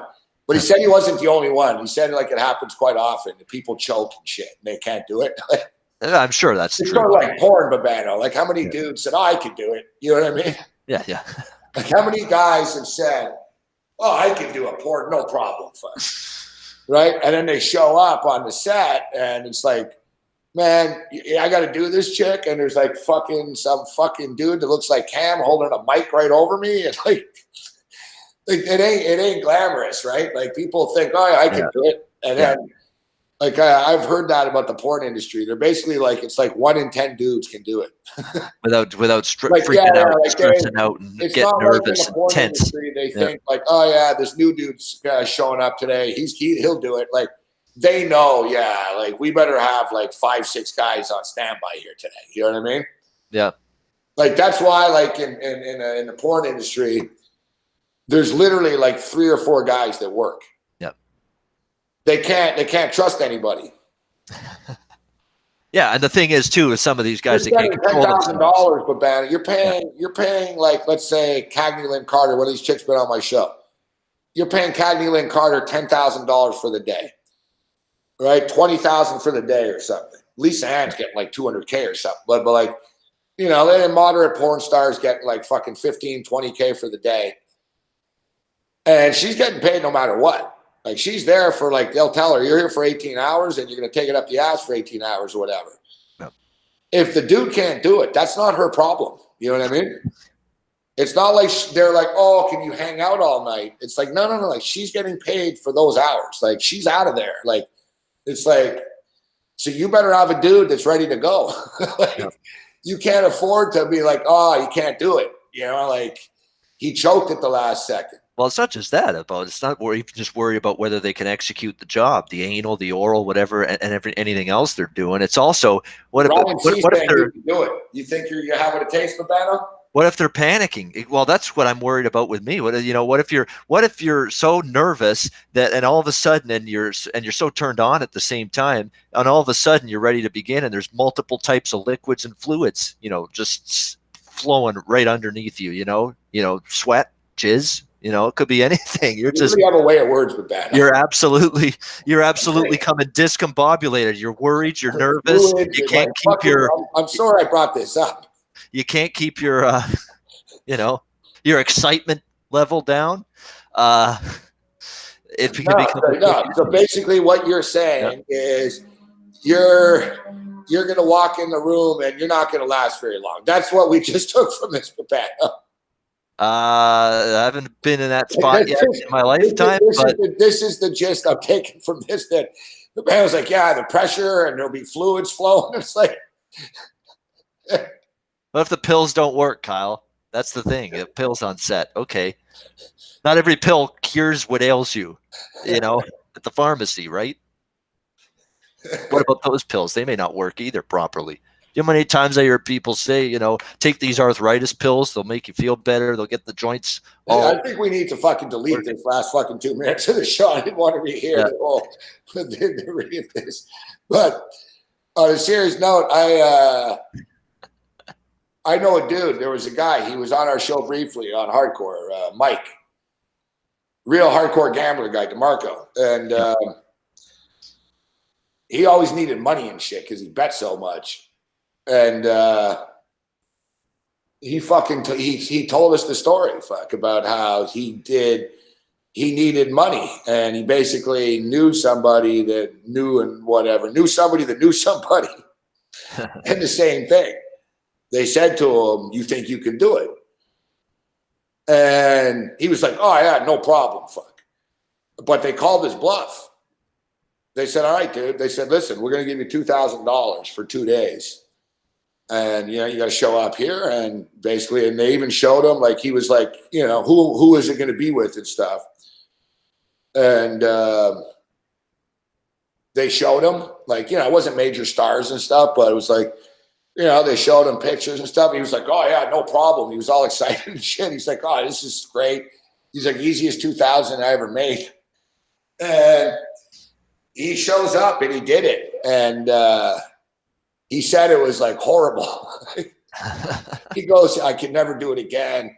He goes, "The only reason I didn't do it because I needed the money, that I didn't stop." But he goes, "It was terrible. It was humiliating." He was talking about, like, he said that he didn't get along with the girls at all.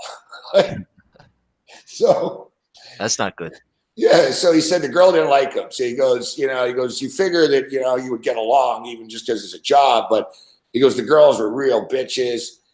And he was talking about how, like, he got he was getting rocks on his fucking balls, and, like, they were doing it outside, and there was, like, fucking pebbles and fucking, he's like, everything like you would think. He's like, it was fucking cold. He goes, the chick was a bitch. He goes, I couldn't keep it up. Like, he went on and on, like, every little thing that was awful about it. Wow. Into great detail, clearly. Yeah. Oh, no, it was great. Like, he goes, at first I thought it would be cool. And then he goes, it was terrible. And he goes, there's a bunch of dudes around you with fucking cameras and microphones and shit, man. He's like, there's 10 people there.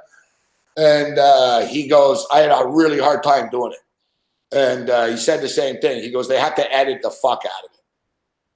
Like, he basically, like, had, like, it took him forever and shit. Like, because he could only, like, he couldn't do it.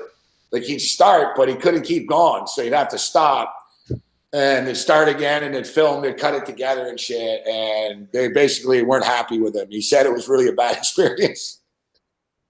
You got to be a special kind of hombre to be able to pull that off. No pun intended. Yeah. I know. Yeah. I know another dude too, who I won't say who it is, but it's fucking this dude. He's in this band too. It's fucking funny. Like, he always told me, he goes, I always wanted to be in a porn. And there's a lot of porn chicks in Montreal. And, these chicks would come to our house and shit. And lo and behold, like, I see he's fucking filming shit with her. And I was like, are you serious? You really did this? And he fucking did. And I was like, you're fucking whacked out, bro. Oh, boom, Calgary scores. There you go. Yep. I like that. Come on, Calgary. Yeah, I read a good piece on, like, I'll ask Lisa right now. Lisa, would you want to date a male porn star? Like, maybe you would, like, for one night type thing. You know what I mean? But would you, like, want to be, like, you know what I mean? Would you handle your boyfriend like banging like 6 chicks a day? Number one, they're all kind of sleazy. There's your answer. No. Right? Yeah. At least it's got some dudes and like yeah, so basically, like I read a piece on them, like it was interviews with them and shit. It was basically like the 3-4 guys that are the big dudes in the business, and it was basically that their lives suck. Like he was like, people think it's great because I bang all these hot chicks and shit, and this guy's done like every porn star or whatever in the business, and he's like, it's just a job. He goes, they're all addicted to blow and shit. It's all Viagra. They can't keep it up without the pills. So he goes, I'm on Viagra all the time. I'm all hopped up, and he's addicted to this. He's addicted to that. He's got to do all this shit to perform. He was saying the same thing about how, there's a lot of bad people. He doesn't get along with the chicks. And he was saying that like no chick, like once they find out that's what you do, you're done. And he's basically, they're like, you're a pariah. And he goes, no chick wants to fucking go near you and shit. And, he was talking about getting diseases. It wasn't a fun life. Like people, I think some dudes look at it and think, oh, that'd be great and shit. And they don't make that much money. It's not bad, the money, but now listen, I'm not feeling sorry for them. It's the life they choose. It's not all the glamour and wonderfulness that it's cracked up to be, is what you're saying. Yeah. Yeah. I mean, yeah, the dudes, yeah. It's a sleazy business. Yeah. The girls are a little bit different. The girls make a lot of money, some of them, right? It all depends on how you handle your money and your sort of business. Oh, so yeah, 1-0 Calgary right now. All right, Bano. So before we get you out of here, what else are you looking at here tomorrow? So we got 3 hockey games. Oh yeah, the hockey. That's right. What did we leave off with? Did we even talk about one of? I think we did. We talked about Washington, Carolina. Yeah, we did. Yeah, you said you're looking at the Canes. Yes. We got St. Louis at Winnipeg tomorrow. Sort of get the feeling that Winnipeg's got a little mojo back, and man, they got to win a game at home eventually, don't they? I kind of lean Winnipeg too. I mean, I know it's been road ice advantage in this series. Road teams won every game, but I think Winnipeg's getting stronger with every game. They played great in Game 3. They didn't start well last night in Game 4, but they came on strong second period and third period. They were in the St. Louis zone way more often than vice versa. And Scheifele's really stepped up the last couple of games. Lionel has played a great series, and Wheeler the last couple of games as well. They're really starting to get traffic in front of Jordan Binnington, get bodies to the net, look for loose pucks and rebounds, and that's how they're scoring a lot of their goals. Tips, deflections. They've got some momentum on their side. I don't think the road team's going to win every game in that series. So I think momentum's on Winnipeg's side. St. Louis is, had a great run to get in the playoffs, win the first 2 games, great job, but I'm not in a rush to go against Winnipeg there. Let's put it that way. We'll find out. Boy, Kyle Hamburg actually did a movie before. See, the things we learned on a nightly basis here. Vegas and San Jose.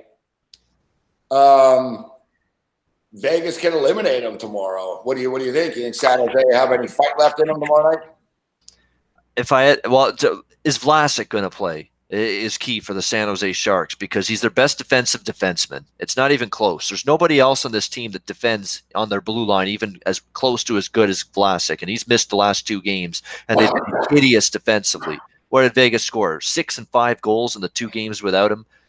And they need him back. And even if they do get him back, I don't know. They've lost a lot of momentum. They're not getting a save from anybody right now. Martin Jones got pulled last night. Aaron Dell's not a guy I trust if he does get the start, but they are going back to Jones.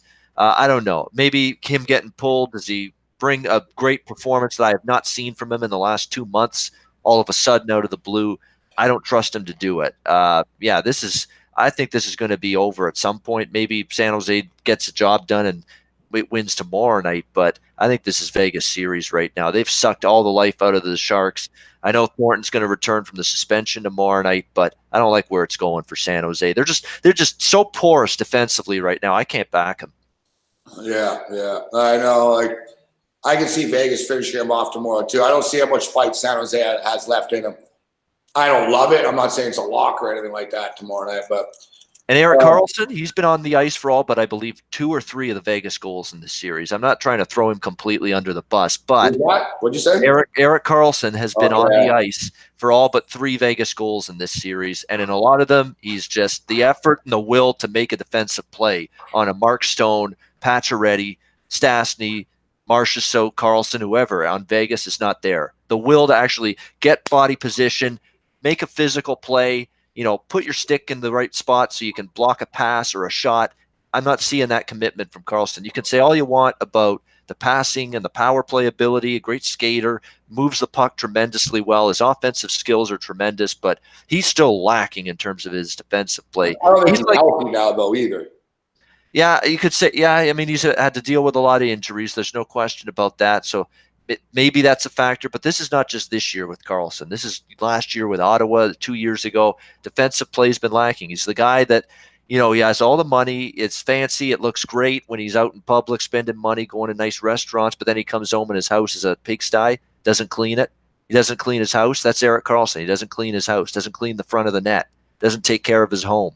His own net and his goalie. A little extreme there, Bobby Orr, with the hockey breakdown. Of his That's play. Karlsson, though. Karlsson's a great skater, offensive guy, power play guy. He can be just drive you nuts in terms of shutting you down on the other end. That's what happens. The handicapper world that we're in now, the handicapper then becomes an expert in defensive play, quarterback play, basketball coaching, right? What else? So I don't have a right to criticize. So I can't criticize Billy Donovan right now. I mean, you talk about a guy that's doing an absolutely horrendous job with the Oklahoma City Thunder. What's he doing? It's a horrendous job. Year after year, it's just disappointment for the Oklahoma City Thunder. They can't shoot worth a lick. They can't defend anybody. See, if you were on regular mainstream shit, like you get murdered. Fuck. Like if you sat, like you think you're gonna sit and say that. Let's say you're on ESPN, you're on your first take or whatever. You're gonna sit there and say that Billy Donovan's done a horrendous job with the Oklahoma City Thunder. I think in this series he has. It's been 2 games. In the series, both the games have been in Portland, where the Portland Trailblazers are now 35-9. Like, is that coaching? I mean, so is every coach. So 46 fucking games have been played there, and Portland have won 39 of them. So if all 39 coaches fucking horrible coaches because they've lost 2 games there, I think their execution's been piss poor. Why are you shooting 3 balls consistently when you're 10 for 59 in 2 games? Westbrook had 14 points yesterday, Urbano. It's not Billy Donovan. This is a fucking star-on-star series. It's McCollum and Lillard versus Westbrook and George, and Paul George is playing. He's not 100%. He's got a torn labrum. No, he's got 1 fucking arm. What the fuck you want Billy Donovan to do about that? It's players. I don't know what you want Billy Donovan. Billy Donovan's won 2 national championships. No, he's a great college coach. That's made people a lot of money. He's not much of an NBA coach. He turned Steven Adams into a fucking real player.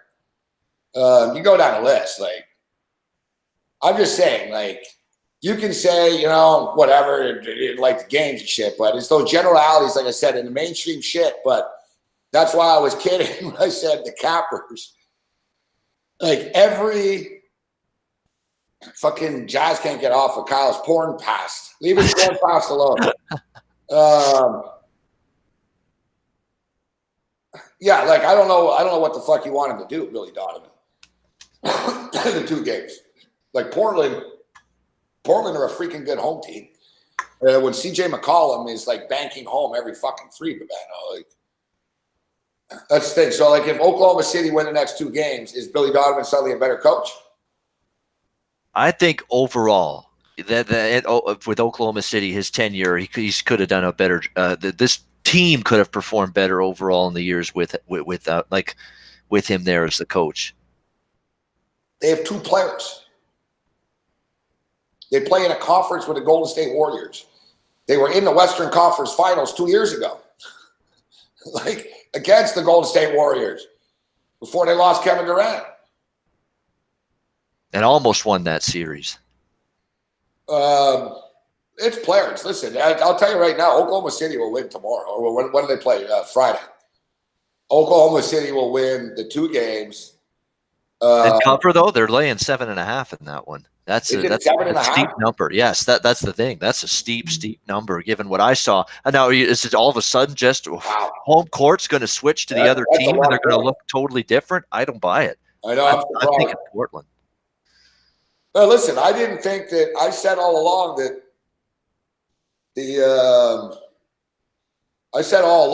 this series price was whacked out. Like I never really understood why Oklahoma City were minus 170 series favorites. Okay, it was a strange line. You never see that. They don't have home court.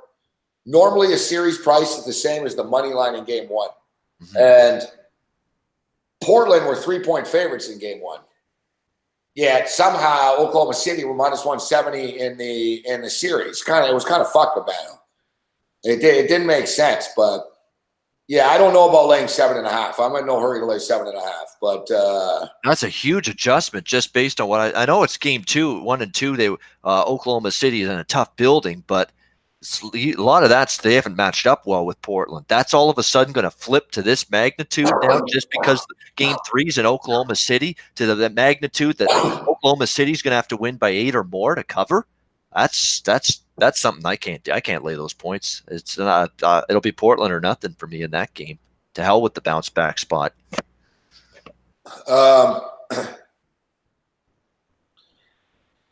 Yeah, you know what? Most of the games were pretty close when they play each other. 104-99, 104-99, 129, 121, 121-11. It's going to be a close series, man. This series should go 7 games. Like I expect it to go 7 games. I mean, Portland win their 2 games at home. It's like no panic. It's like tennis, dude. They held serve. You know what I mean? Yep. I like Brooklyn and San Antonio tomorrow night. I know before we wrap up, but I like Brooklyn and San Antonio tomorrow night, game 3s. You would think that Brooklyn's going to get a little boost. I don't like the fact that Brooklyn is just their defensive play bothers me a lot. It's just so poor at times. But, man, they run great offense, great sets, pick and rolls great. They shoot the 3, Harris, Russell. There's a lot to like with Brooklyn offensively. Defensively, they're lacking a little bit. But I think they'll get it done in game 3 or at least cover the number. I mean, obviously Philadelphia. 2.5 points. It's only 2.5. I think that first home game there in that building, the Barclays, though, they'll be excited for it. Philly on the road, too, is going to have to show me that they can step up, play well, good basketball. The road record for Philly is not spectacular this season. I'm a mini Brooklyn fan. I've had a good feeling for this team pretty much all year, or since December at least. And I really like Brooklyn. I'm worried about this game tomorrow. They're not as good as Philadelphia. That's the problem. Like, that's just the bottom line. That Philadelphia are just fucking better than they are. And they ramped it up. If Philadelphia play well, they'll beat them. So that's sort of the issue. I wonder if Brooklyn, are they going to choke playing at home for the first time in the playoffs here in a while? You know what I mean? I think they get a boost. Are they going to meet the moment? I like the over in the game. It's 227.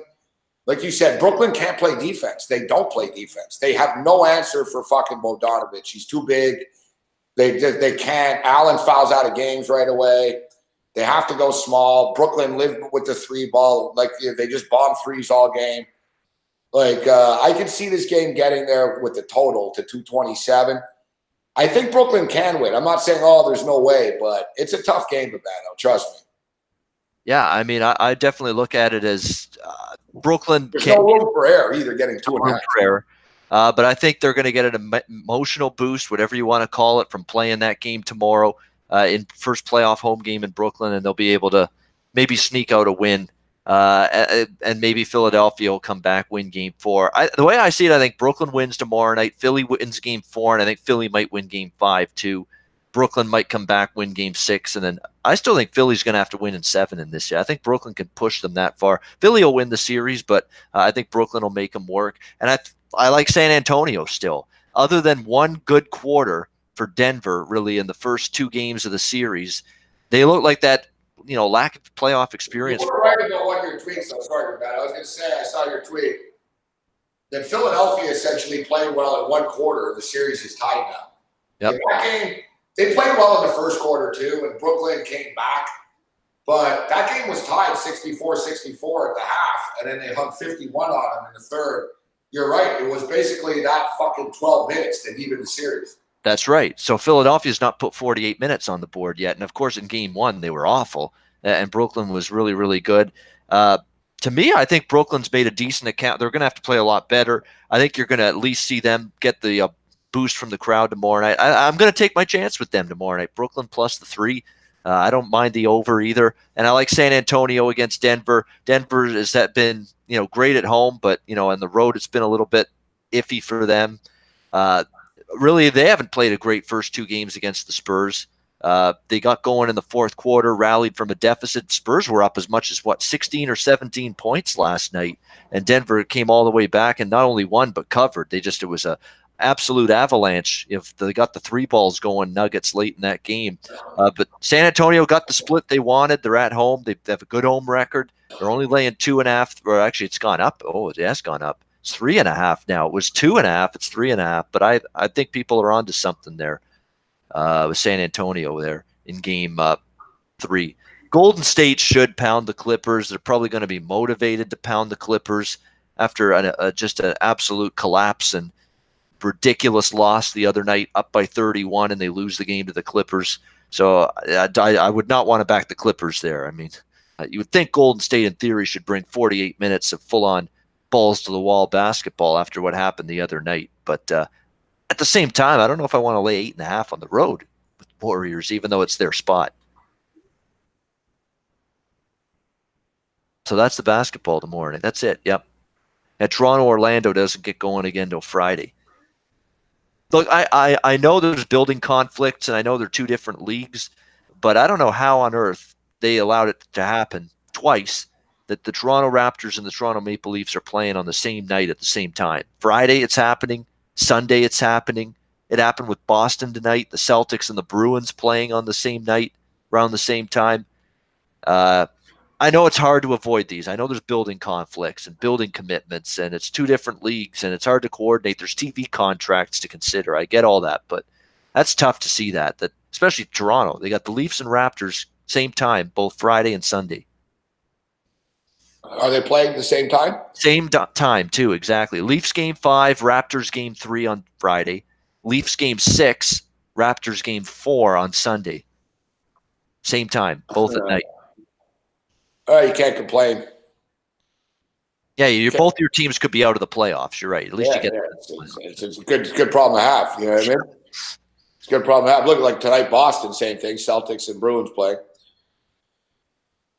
at the same time. Yep. Like you said, there's arena conflict. The Toronto and Boston, they're both at they're both playing. The buildings are full every night. You know what I'm saying? Yep. Like one night hockey, one night basketball, one night basketball, one night hockey. Like it's fucking back and forth, and hopefully it's going to be this way for a little while. I don't really care about any other team besides the Raptors. Celtics, whatever, man. Celtics will get the Milwaukee Bucks in the next round. I heard you talking, you were saying about Golden State tomorrow. It's a tricky one. Golden State, I guess they could murder them tomorrow, but Clippers are balling right now. Hard. They play hard. They play their ass off. That's a tough proposition. They don't have any fear. No. Like they got nothing to lose. Like if they get smoked, who cares? Like they've already had a great season. They've already had overachieved. They got into the playoffs with injuries and problems there, and not a lot of depth, not a lot of great bench either. They're here because of Lou Williams. The Clippers are really knocking it out of the park. Yeah, they got here, and they got rid of DeAndre Jordan and Blake Griffin's contracts. Yes, Blake Griffin's owed like fucking a shitload of money. He's hurt. They never won with him. And now they're better without him. And they have all this money to spend now in this offseason. Like the Clippers are really in a good spot right now. Hopefully not too good of a spot and they steal Kawhi Leonard from us. Yeah. But fucking, I'm telling you, I don't know. It's a tricky game tomorrow night. I might go to the Brooklyn game tomorrow night. Normally, I would know by now. It's kind of freaking me out. I don't, but I'm probably not since I don't. I'm supposed to go with a couple of dudes from the network. But when Brooklyn started winning, when Brooklyn won game one, tickets Brooklyn won game one, tickets went all the way up to $200, which is fucking much. And I'm seeing now that they got much too greedy because now they're $119. Oh, they've lowered it big time. What? Yeah, maybe by tomorrow they'll be like $100. Actually, like they've definitely they've come down. They've come down significantly. That's why you buy tickets after the team loses the last game, not after they win the last game. Exactly. You have to. You got to time it that way. It's crazy that they'll do that, but they do that. Do it that way. Tampa. That's why you give coaches extensions fucking after the playoffs, not before. Yeah, exactly. How's that extension for John Cooper looking now? Basically got, I hate to say the word out coach, but let's be honest, Tortorella just pushed all the right buttons over Cooper from start to finish in that series. Really, that is. And defensively, they just choked off anything Tampa Bay wanted to do. They shut him down. Name the moments in the series where Tampa Bay's best players got to the middle of the ice, got to the slot area right in front of the net for a point-blank chance. Didn't happen very often. I think maybe it's up to the players, but you're right. There was no adjustment. You know what I mean? They sort of did the same thing over and over and over and over, and were surprised that it was getting stopped. Like they said, it was nothing scientific about it, Columbus. They pretty much played a trap. Yep. I hate to say it, but I don't know, man. It seems to me, we'll end in a minute here, but it seems to me, Banner, like there's and Tobias Harris, good call, Fanatical Jim. It seems to me, Banner, that remember for a few years, it was all offense winning championships.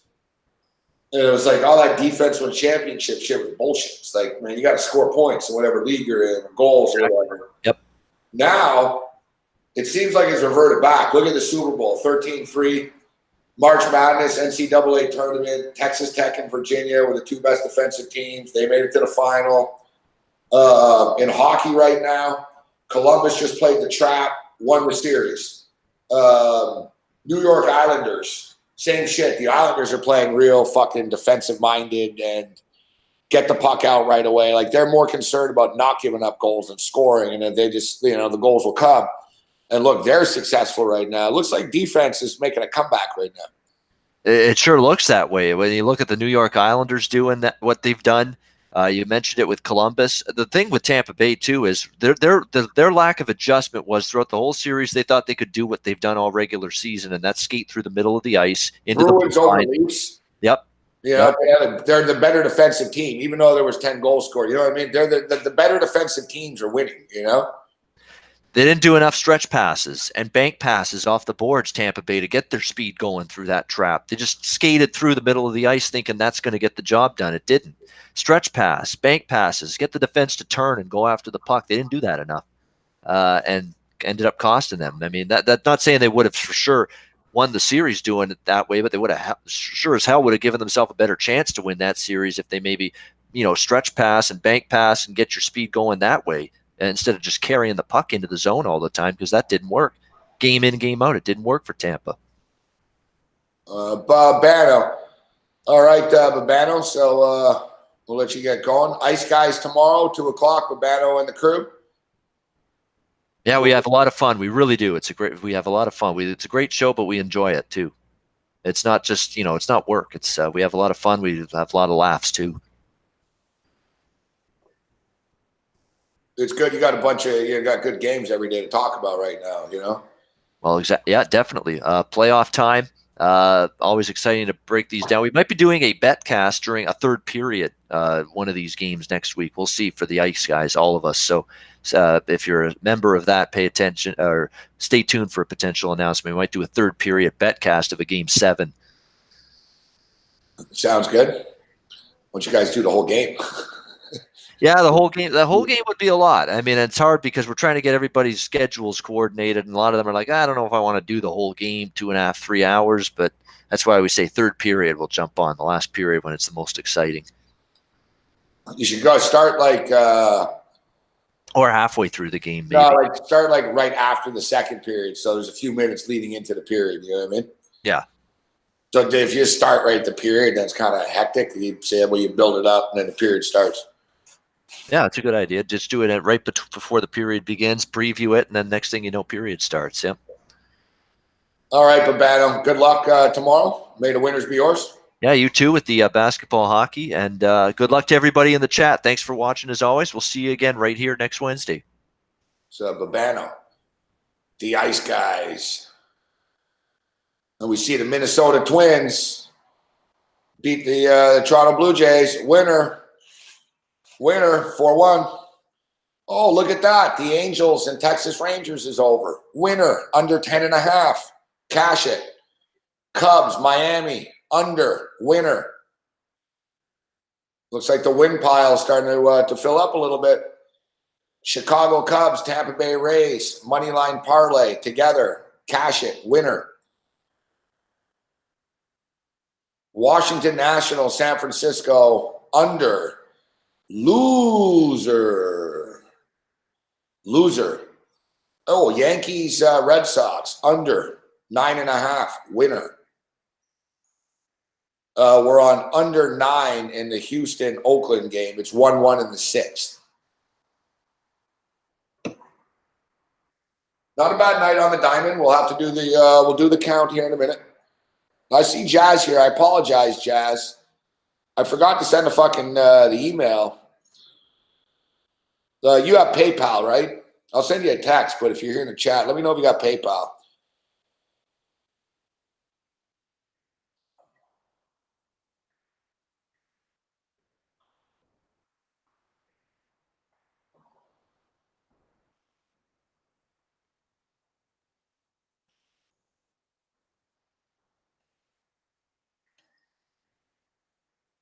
I think I've sent PayPal, right?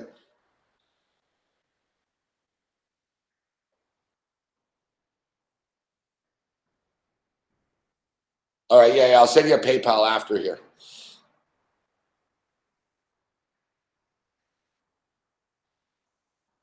Holy shit. I don't know how Colorado just didn't score. Good shit, Cody. We appreciate it. Thanks for the support. Yeah, tomorrow morning we got a great show in the morning. Good guest tomorrow. That's what I thought, yeah. That's what I thought, Jazz. Yeah, tomorrow we got a good one. We're all over this Brooklyn Net game tomorrow. We got Richard Jefferson in studio.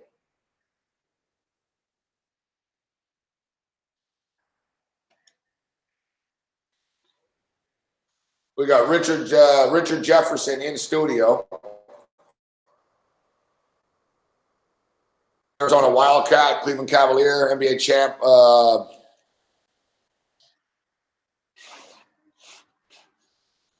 Richard Jefferson does net games, Babano, for the most part. He's got a movie or something, or I don't know, he's got like a movie company. He's got something cool coming on. Yeah, I know. I saw him. He's been on a lot of shows recently. He was on Colin Cowherd the other day, and he's doing big time shit. So we're lucky to get him. So yeah, he's in studio for like the first hour, half an hour or something tomorrow morning. Take the first 2 segments or whatever. So we got Richard Jefferson. We've got Ian Eagle, play-by-play voice of the Brooklyn Nets.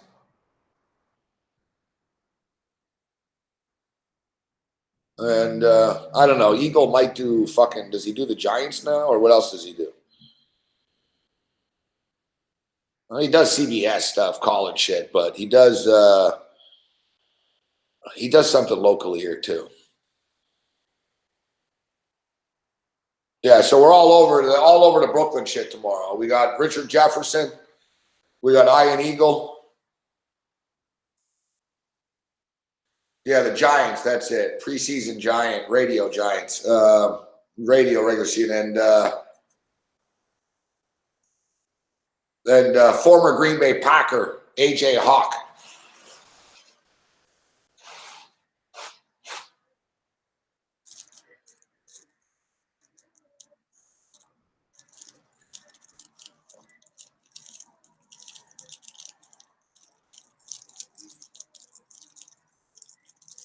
Yeah, so strong stuff. Richard Jefferson, Iron Eagle, and AJ Hawk.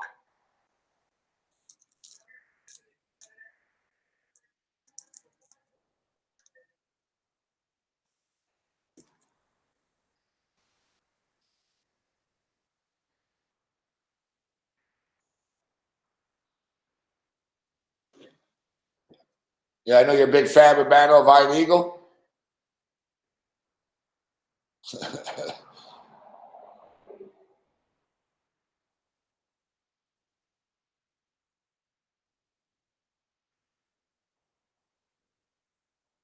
All right, it's 107-87 in the Houston game.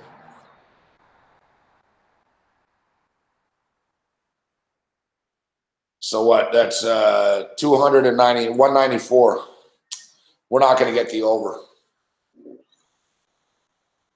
We're not going to get the over. We got to get to 214. We're at 194. There's 3 minutes left. Utah just sucked, fuck.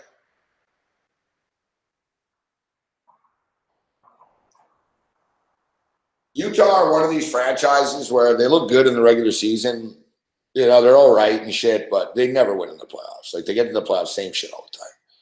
Every year it's the same thing. They lose in the first round.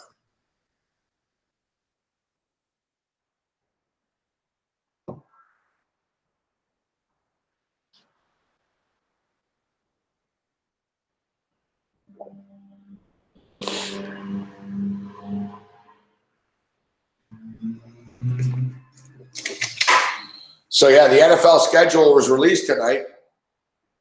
Going to hit that on the morning show more so because we were involved in these games tonight. But I got to analyze the schedule a little bit overnight here. Yeah, this is pretty crazy. It's pretty crazy and pretty cool that the Buffalo Bills first game of the year is against the Jets in New York, which is pretty cool. So I can see the Bills season opener. And then the following week,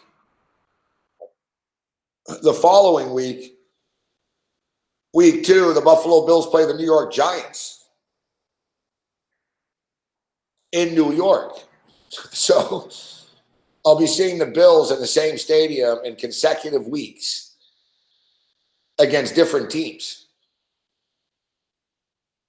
As a Buffalo Bill fan, I can't beat that. I mean, I get to see the Bills in week 1, see the Bills in week 2, see the Bills in back-to-back weeks. And,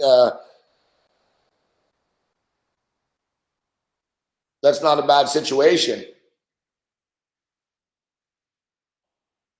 And you know, as you know, I already do videos for FanDuel and stuff. And we've got a lot of stuff in the air here for the upcoming football season. I'll put it that way. But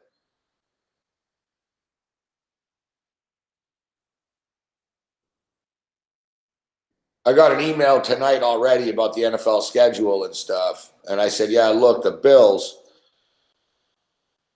And it's looking good. I got an email back and it said, yeah, I think they're going to hook you up with a suite for that game.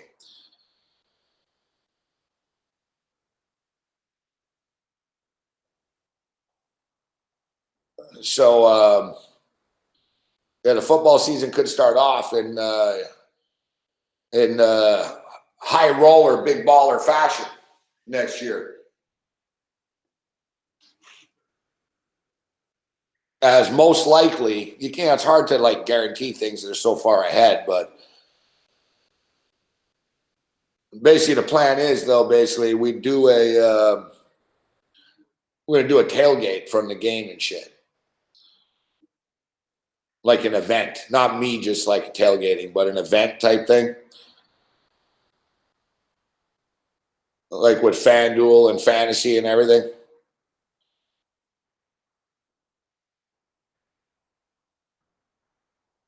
Like I said, there's a lot of shit in the air.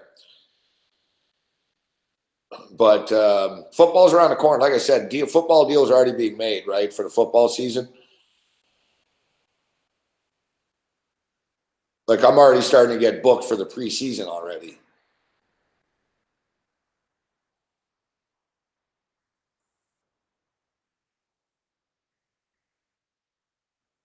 So that could be real cool. Start the season with the Bills and the Jets. Week 2 is the Bills and the Giants. Go to the FanDuel Sportsbook, get my bets in, go to the games.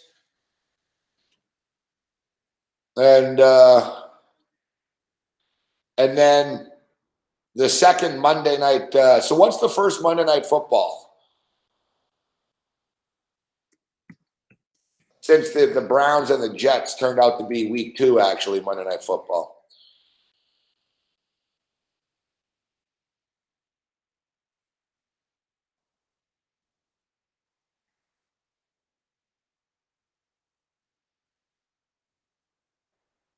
Oh, Broncos, Raiders. All right. Texans, Saints. Okay.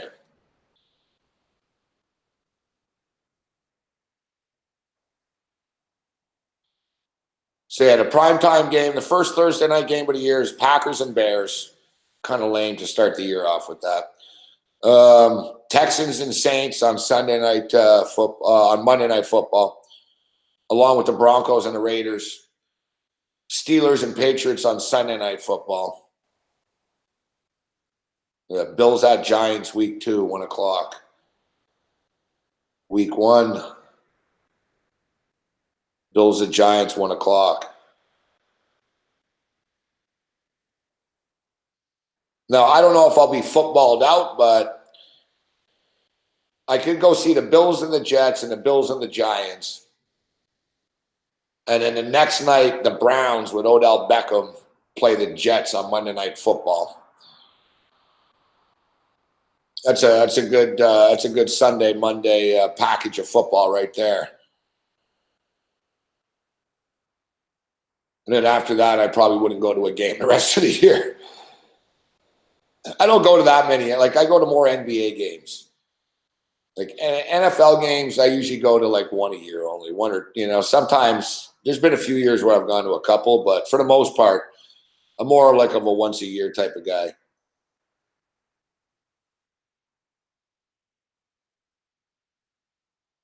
This is a little different just because I'm so close to the stadium. Like it's a bitch to take the train there and everything, but it's not hard on a Sunday morning from here.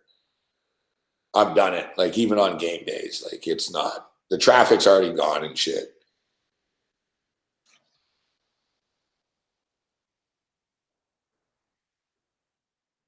The Bills play on Thanksgiving against Dallas in Dallas.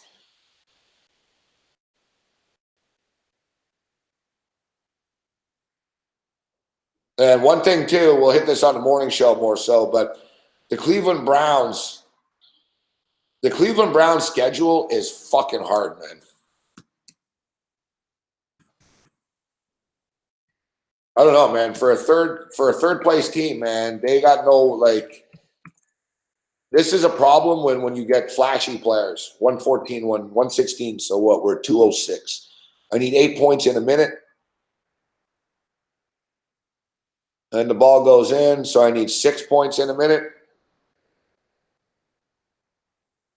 Grayson Allen going to the line. He hits the free throw. It gets down to 5 in a minute.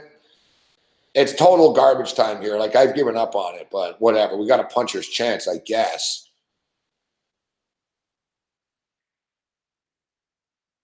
Yeah, the Browns' schedule is killer. Like, this is what happens when you get Baker Mayfield and Odell Beckham and everything. You want to be on TV. You want to be a big shot. You're going to go on TV all the time.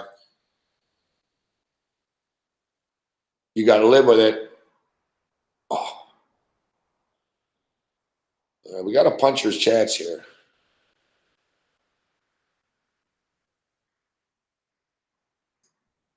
We're at 211. Whoa. Hey now.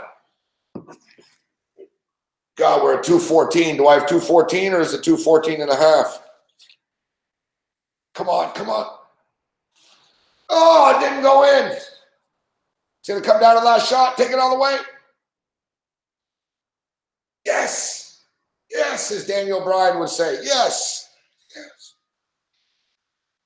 216.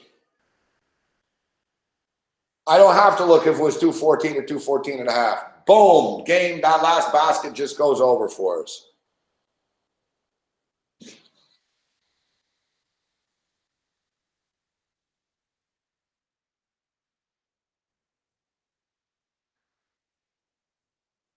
Hey, we finally didn't get screwed in a Houston Rocket game. I'd be sitting here going, oh, I can't believe I got screwed. All right, Kyle, good shit. We hit it. We hit it.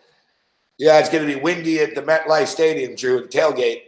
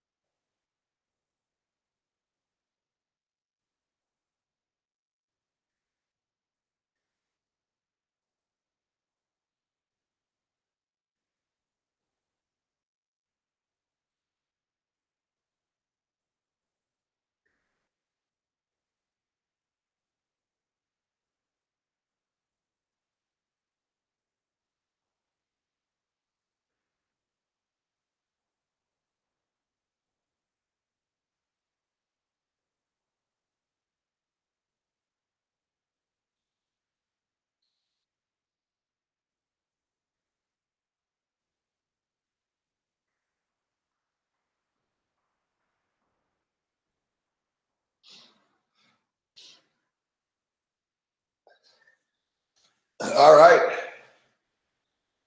So we got hit in hockey, but we went 4-0 in the NBA tonight. The king of the hardwood.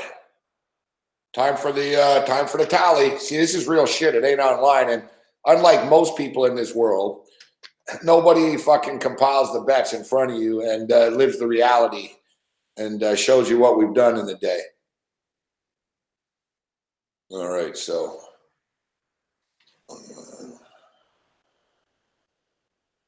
fuck. I put more on that one than I thought. It's 100 losers.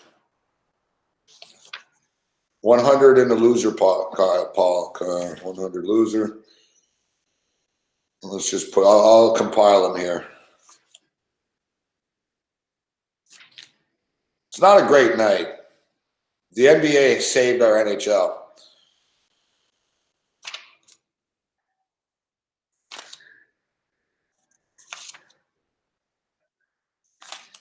Here we go. Now we get to the NBA. Winners, winners, winners. Yes, I like to see that. Oh, yeah. Parlay hits. Nice $100 parlay here.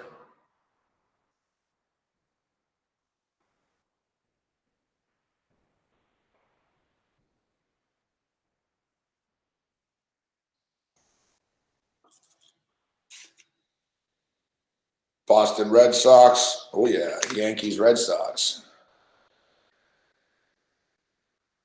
Nice under the number.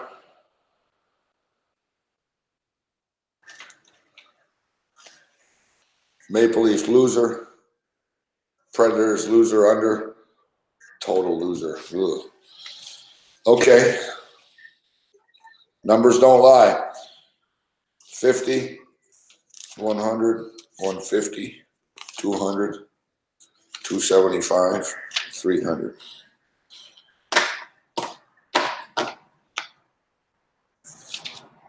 Double check. All right. 50, 1, 2. Yeah.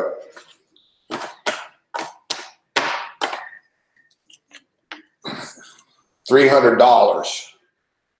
$300 right here. Losers. It was in the loser column. Losers. I'm a loser, baby. Why don't you kill me? All right. Winner pile. 75. 175. 225. See, a lot of the bets were 50 a game. There's a few 75s and there's a few hundreds type shit. All right, so 300 losers. All right, 50 winner, 150, 225, 275, 325, 375, 425, 450, 525.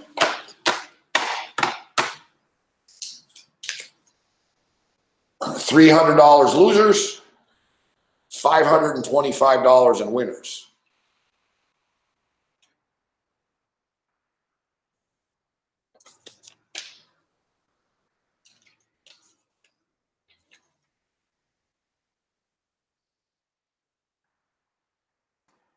Two tickets pending. Two tickets pending, though. $125 pending. So what did I say? 525 and 300. So that's up to 25 with 125 pending. It's not bad. So even if I lose these, I still win. Except I'm not going to lose these.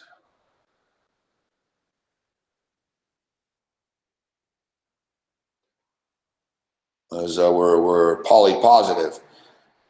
Look, we got under 9 in the Houston game. It's 2-1 right now in the bottom of the 7th inning.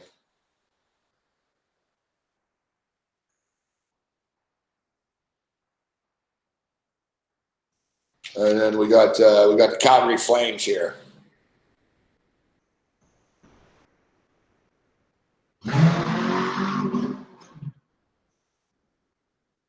All right. Hey, if they both hit, if these two tickets hit, that's 650 winners, 300 losers. But they might not both hit. But let's say the Astro one hits. That's 575 winners, and let's say Calgary loses for some reason. It'll still be 575 to 375. All right. Like I said, man, systematically chip away. We talk about this.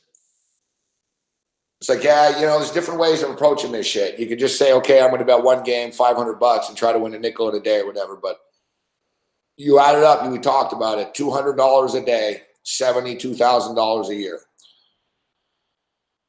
If you made $72,000 a year just betting on sports, that's not a bad living. If you didn't even work, you just sat at home and fucking bet. You made $200 a day betting on sports, $72,000 a year. So that's the way I sort of look at it now. It's more like just, all right, chip away. Like I said, I started with 525 earlier in the week. I went with 525 and I keep putting it all back in every day. It was pretty crazy because eventually I'm going to get fucking screwed and have a bad day. I'm going to be pissed. I'm going to lose. So I got to start thinking about, But it's like I said on the show today. If I like the games, I like the games. If I don't, I don't. Like I don't force shit now. Or at least I'm trying not to. So hopefully we can win these two on the way out and continue this this good week.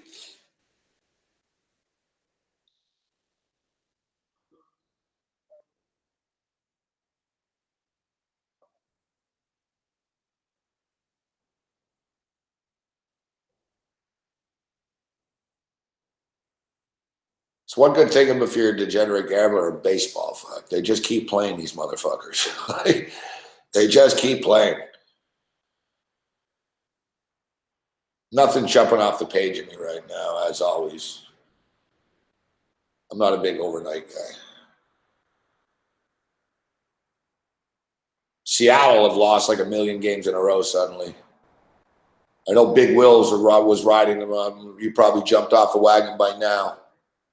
Yeah, nothing jumping off the page there.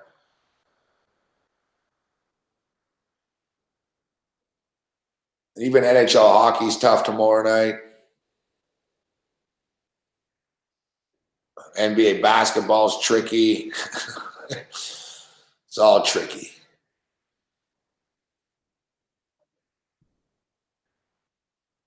It's all tricky, but that's what time is for. It allows you to make decisions. Game time decisions. Other than that, you're on your own. Later.